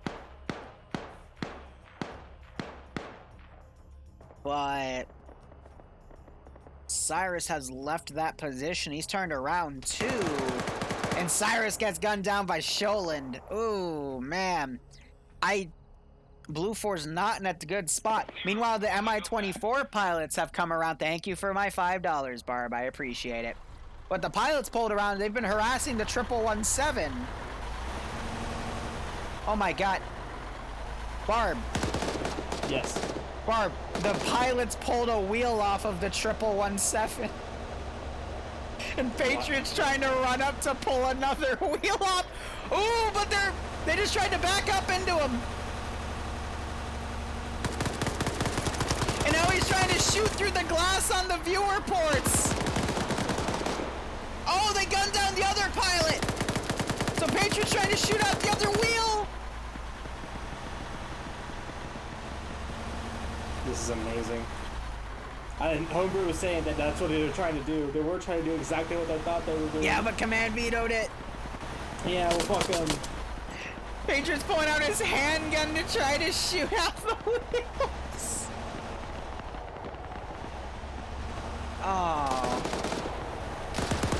So the 117 crew's trying to get an angle here. Oh, by the way, Op4 is also taking the 2 commandeered Green 4 Vics, and they're doing a hostile push on Blue 4's advance in the way east. One of the gunners is down, but the other gunner is still firing. I'm not seeing, I do see a Blue 4 body though, so it was a 1-to-1 trade, and that's exactly what Op4 needs to make here. But it's, again, slowing the advance of Op4 as well, but this is... Oh my god, this I'm gonna just focus on this 117 battle. This is where the real action is. I want to call it for Red 4 now because they squandered their stuff at the beginning. The 117, that was unfortunate, but their plan from the outset that didn't involve the C-130, so Green 4 was disjointed. They couldn't work together. I wonder if what I think it was Cole or Cote who mentioned maybe they couldn't complete the objective. If that's the case, then they were really screwed. And then yeah, just a lot of bad maneuvering, people not following orders apparently. They still got this Charlie squad all the way to the west, not able to do anything. It's rough. It is rough for the attacking teams.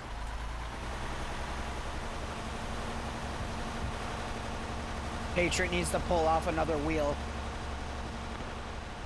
Is he still doing it? Yep. He's trying to. I think if he starts the process, it's good.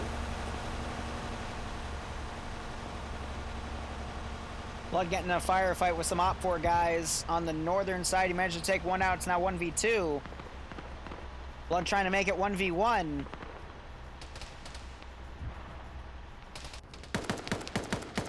Gonna quickly look at this. I think he's trying to get the car. That's why. Blood has Quickly right on top of him, though. If Quickly can just look around. And there's Quickly getting the headshot. Good execution kill right there. Patriot almost getting run over. Almost getting run over twice. Yeah, because the driver doesn't know where he is. He only has what's in front of him. Well, so no, Patriot just ran in front.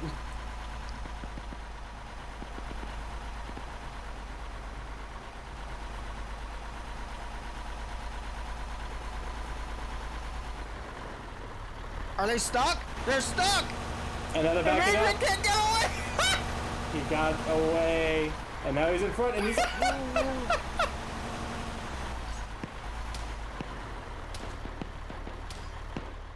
Now there's an Op4 marksman shooting at the car. And Patriot's using it for cover. No. He couldn't find the ace interact. Oh, this is careful. You want to be careful around corners with vehicles and armor.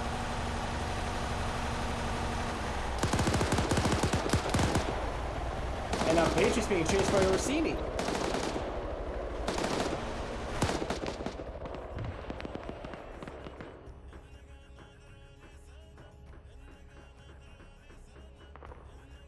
This is so stupid. C-130's coming back.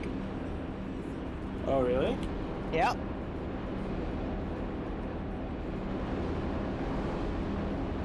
C-130 is attempting a bombing run. Come on, Iceberg. Just tip over. I don't care if Homebrew isn't in there. I want to see you tip over and try and look at stuff.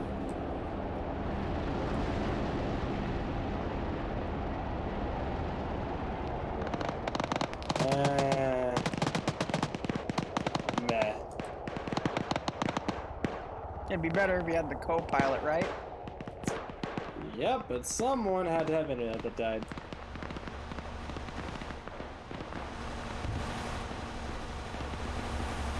Looks like Patriot's given up on trying to pull the tires off. He went prone because he doesn't know if those bullets were friendly or enemy.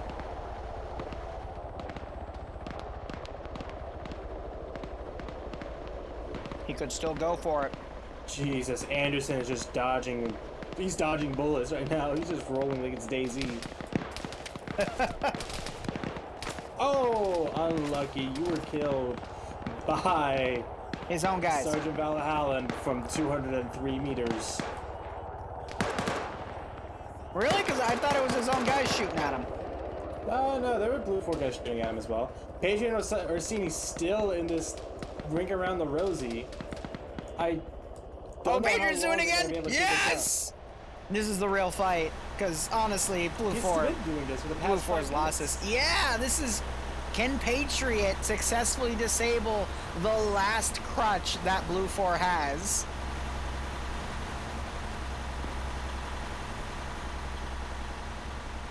Oh my. Iceberg landed the fucking plane. I want my $5 back.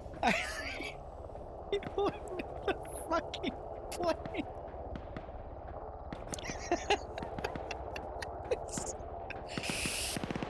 Oh, I can't take this up seriously.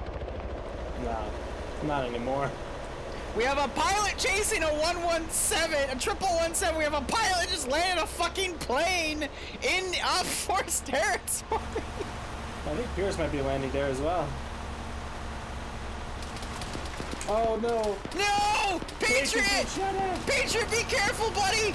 He might be crippled. Patriot, crawl under. Get run over from underneath. You might be. He's crippled.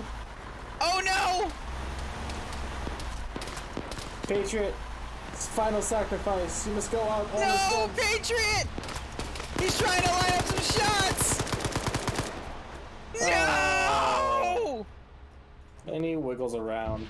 He did get a kill though.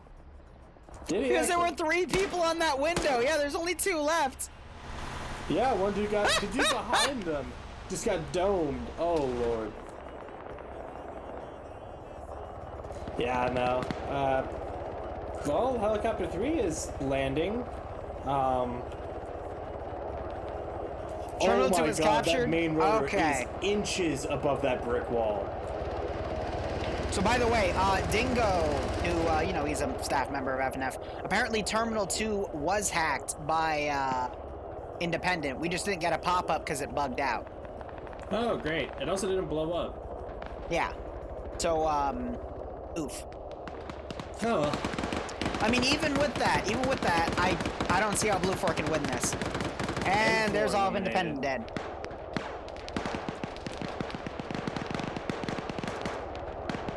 Anderson, no! He died in the open field. No! Ah! Kevin's dead. Or, well, he's still down, but I think he's... Oh, damn, I just watched Cyrus get picked off. I mean, he was on an open rooftop and got a bunch of machine gun bullets going over him, so it makes sense, but... Oh, we might see the 50-minute warning come up in a second.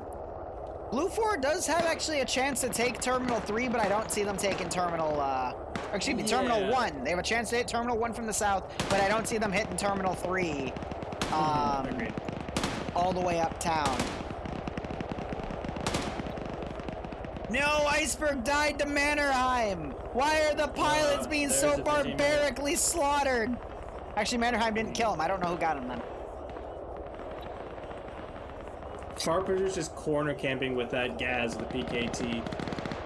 That's unfortunate. Oh, Very the humanity. But that's definitely going to keep take down at least one. Why are the person. pilots pulling the most Chad maneuvers, the ones getting annoyed, like murdered? So yeah, 1 of 3 down gives them a chance, but I'm not too sure. I already called it. I'm keeping my keep my statement live. But then again, I called it a few minutes early for Op 4 and they still lost last round, but there's a major difference between that AO and this AO. That one went down to overtime. This one... You know what? No, I'm going to believe. Dude, look at the left roster. Look at all the skulls on Blue 4. I know. And now compare that to the skulls on Op 4, and then look at all of Independent that's still on the server. Look, they're about to push towards the South Terminal, Terminal 1. They only have 5 people here. If they work together and take this terminal with no casualties, work their way to the west around Terminal 2's position, make their way through that residential area again, and strike Terminal 3 from the west, where that opening is in the wall, so they don't have to hop the wall, I think it's possible. I don't believe it. Slushy's starting to cross the road, and Sholin's gonna come out at the same time, but they don't spot each other. Or Sholin did, he didn't want to open fire where he was. Why did the Slushy cross the road? To get to the other side. Oh my god. I don't think that thing's gonna have to defilade to look down. Oh, I lied. He does. But he got headshotted by Iota! Oh my god. Oh my god. Go into the wall. Go into the building. That man is a goddamn spaghetti noodle. The human body was not made to look this way. He's being skull fucked by his own AK as well. Oh my god. That's a cursed screenshot for sure.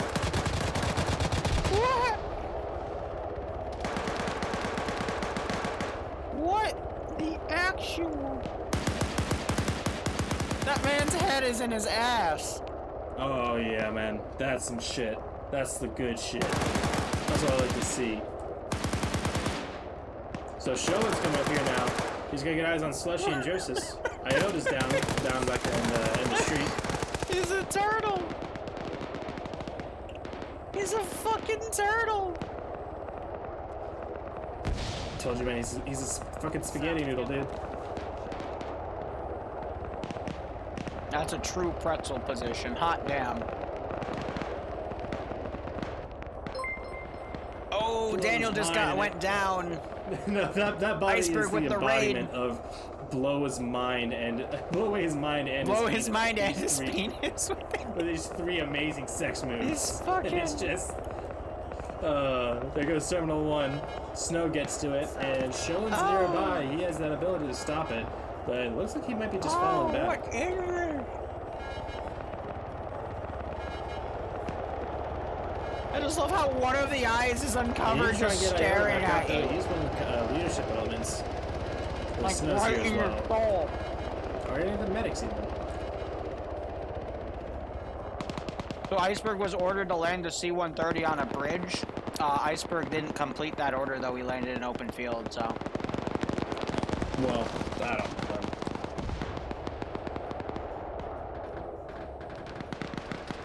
So 117 just tried to charge him. It took an AT round and is now smoking.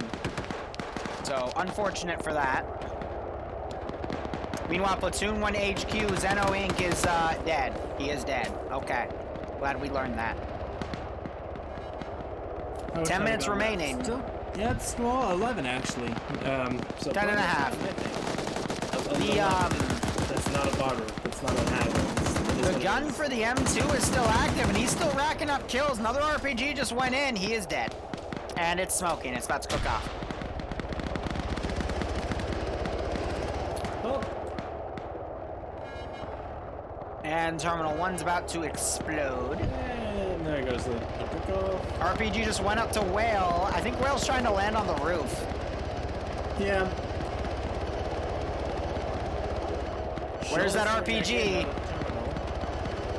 Now the terminal's going. Oh, GP round actually coming in from Duke. And Whale's main rotor goes bye-bye. Yeah, because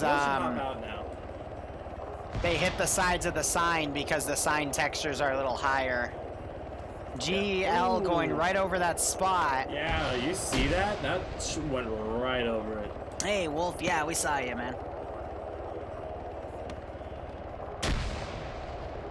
Well, where's the RPG to hit that thing in the ass?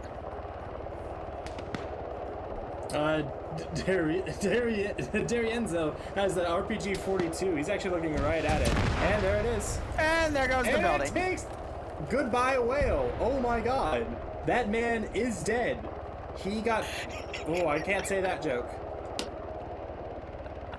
I cannot say that joke. Are you telling me Who's the RPG 42 gun? Derzino here. Dirienzo, whatever. Dirienzo was a Japanese whale hunter. I mean, he sounds Italian. And his harpoon was the RPG 42. And whale was a whale. Fucking dead. Oh my god. See, I'm not gonna lie, I was expecting the plane to do that. Yeah.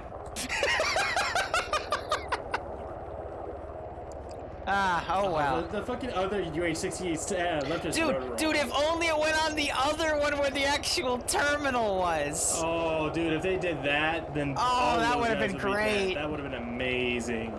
That objective's already screwed anyway. I would love to talk to those guys or be down there in the moment and just be like, oh, the building next to us just collapsed because there's a burning UH-60 wreck in it. Amazing. Just... So Vargan's trying to stabilize Daniel. And we still have this other UH-60. Oh, they left the engine on of it. Oh, yeah, my God. So it's just making noise. Hold up, we have one platoon HQ member close to another platoon HQ member, except one's op for, one's green for. Shadow had a grenade thrown over him. He's trying to run away. Wilson heard the footsteps. Wilson coming in for the kill with that marksman rifle. Shadow returning the grenade, but Wilson's crawling down. Those footsteps can be heard on either side despite that helicopter rotor. I don't know, Wilson's being awfully 7 minutes remaining. Sholand, I think, just gunned down Snow in the back. Yeah, I don't think Blue Corp's gonna be able to do this now. I told you. Oh, okay, fuck off. Oh, 1 sec. I don't know. I still think there's a chance, but they're not going fast enough and they're taking too many casualties. Snow's down. Iota is still down. Jersey's trying to wake him back up, but they gotta be a lot quicker. And so, there's hold on. Rust just gave me permission. He was the guy in the 1117 gunner seat while Pierce was trying to take the wheels off. He just gave me his permission to use his audio for a clip. Lord. I'm totally gonna throw that in there if I can. Absolutely. So Wilson, I think, just tried to line up a shot or two. No, he is bandaging instead. 6.5 minutes remain. We're gonna end right on midnight, man. Damn, that's romantic. I'd love to see Joseph get Iota back up and then use this gas to steamroll into the next objective. You mean Duke of Hazzard it? Sure. Or just bust down the wall like the Kool-Aid man. Here we go, Major East. He is heading north. So I think he's wrong. He should be heading east, right? That's his name. I know, trying to get some shots in the lobby of the hotel that's still standing. Takes a shot. I think he can return some fire as well, but... If you were to pull out, you'd see the gun.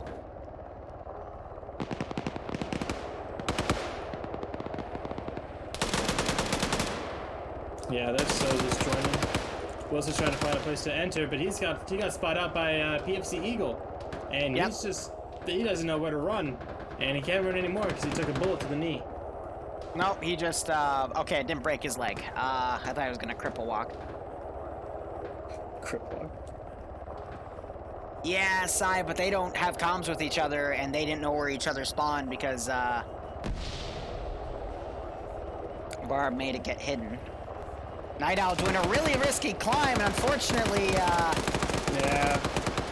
Doesn't work out for him. Calculated, but man, he's bad at that. And there comes Iota, and Juris is doing exactly what I wanted him to do. And he gets dope fucking immediately. Okay, well, you know. Wow, Barb, what a strategy. And his driver literally just turned around and looked at his gunner and went, oh, you're dead. Now the driver's taking a bunch of bolts, and Iota deciding to dismount.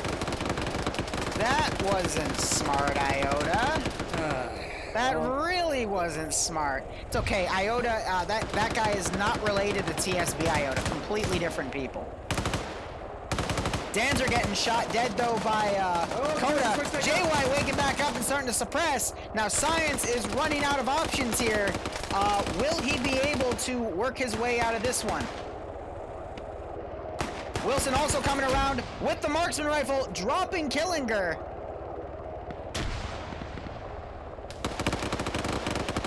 The 4-minute battle. Science putting some shots on Coda here. But Science, I mean, he is sticking true to his scientific method here. Danzler's woken back up. He's behind the thing here, but ooh. Thought Wilson would get the shot. Oh, he does! And Science is down for the count. And Danzer is also down. And Vorm has woken back up, but Wilson doesn't check his corner!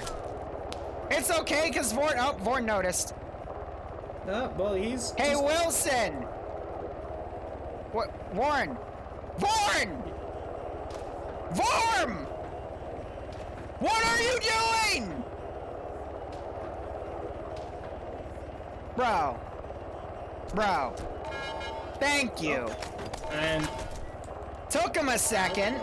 Fuck. Okay. So I guess Dingo was wrong because it's clearly not bugged. So I guess Scandy was lying. I think it was bugged for independent. Oh, that okay. No, remember it's because independent and no way. Oh my God! Wilson woke back up and took out Vormulak, and he's gonna restart the terminal hack. And there you go. But he's not gonna do the double tap himself. Wilson, do not. I think it's because remember in the last 3-way fight, independent was disabled from touching objectives, so it had to be left to blue for. But that wasn't mentioned in the brief, so yeah. So I guess it wasn't intentional here. I cannot believe that. Why?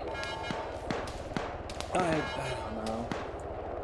Man, these are the highlights we love to collect and showcase on their own, because taken out of context, they make the exact same amount of sense as what happened in the fucking context. I'm so mad I pulled away, though, to look at something else for a second. Like... For the helicopter? Or you mean for Wilson? Yeah. I'll clip it and send it to you. You can use my footage. Just as a compliment. Do a mini compilation of this fucking op. I'm just... I'll also send you my perspective of the helicopter crash, because it was beautiful. Barb, I literally feel dumber now that I witnessed that. I didn't know that was possible. Like, my brain has literally just slowed down a little bit. I think, in Vorm's defense, I did see that his bullets kind of desynced at the original shot, so I think he was having some internet troubles. But even then, I mean, that doesn't excuse the not double tap maneuver, man. You always double tap. Helicopter. God damn it. Yeah, because it's still on. I left it on. Left it open. It wasn't Whale, it was the other pilot. Which pilot do you think had the better landing? Whale, the other pilot, or Iceberg? Considering... Which pilot did it better? I think Iceberg. Whale was a good contender up until the moment he exploded and brought down a skyscraper on top of his own fucking head. Speaking of which, Wilson should probably get out of here. I'd love to see you, this build I collapse appreciate as well. it. All right, Terminal 2 hacked, and now Wilson is dead. He's dead. Okay, well. I actually saw it spawn that GBU that time. That was... Yeah, you see it for a hot second. All right, now it's up to Mosh and JY. They got 30 seconds to sprint about 200 to 300 meters through, like, at least a dozen Op4 guys and hack the next terminal. I think it's still anyone's game, folks. Especially if JY turns on his elite hackers, man. Come on. An awful night for attack. They both have 7.62 rifles, and they've got 10 seconds. A moment ago, they had 30. Oh my God, 5 seconds remaining. Mosh pulling out. An explosive going off. I don't even know where that went. We're in overtime. They're gonna call it though. I think they have to, yeah. Look at all the explosive traps going off. GG Blue for win! Blue for win! Let's go! And like I said, you just gotta trust it. Blue for nailing the victory right off the bat. No, Bridges already called it as a Blue 4 victory. That's already called it. Yep, it was Blue 4. I'm gonna go upstairs for a second. Is there still some? Congratulations to Blue 4. GG Blue 4. All right, everybody. thank you all for coming. We do appreciate it. We're looking forward to seeing y'all again next Friday. It was a fun night, and I guess y'all are just gonna have to wait a little longer on those OnlyFans. Have a good one. All right, guys. We might be back in an hour or two to again do the charity stuff.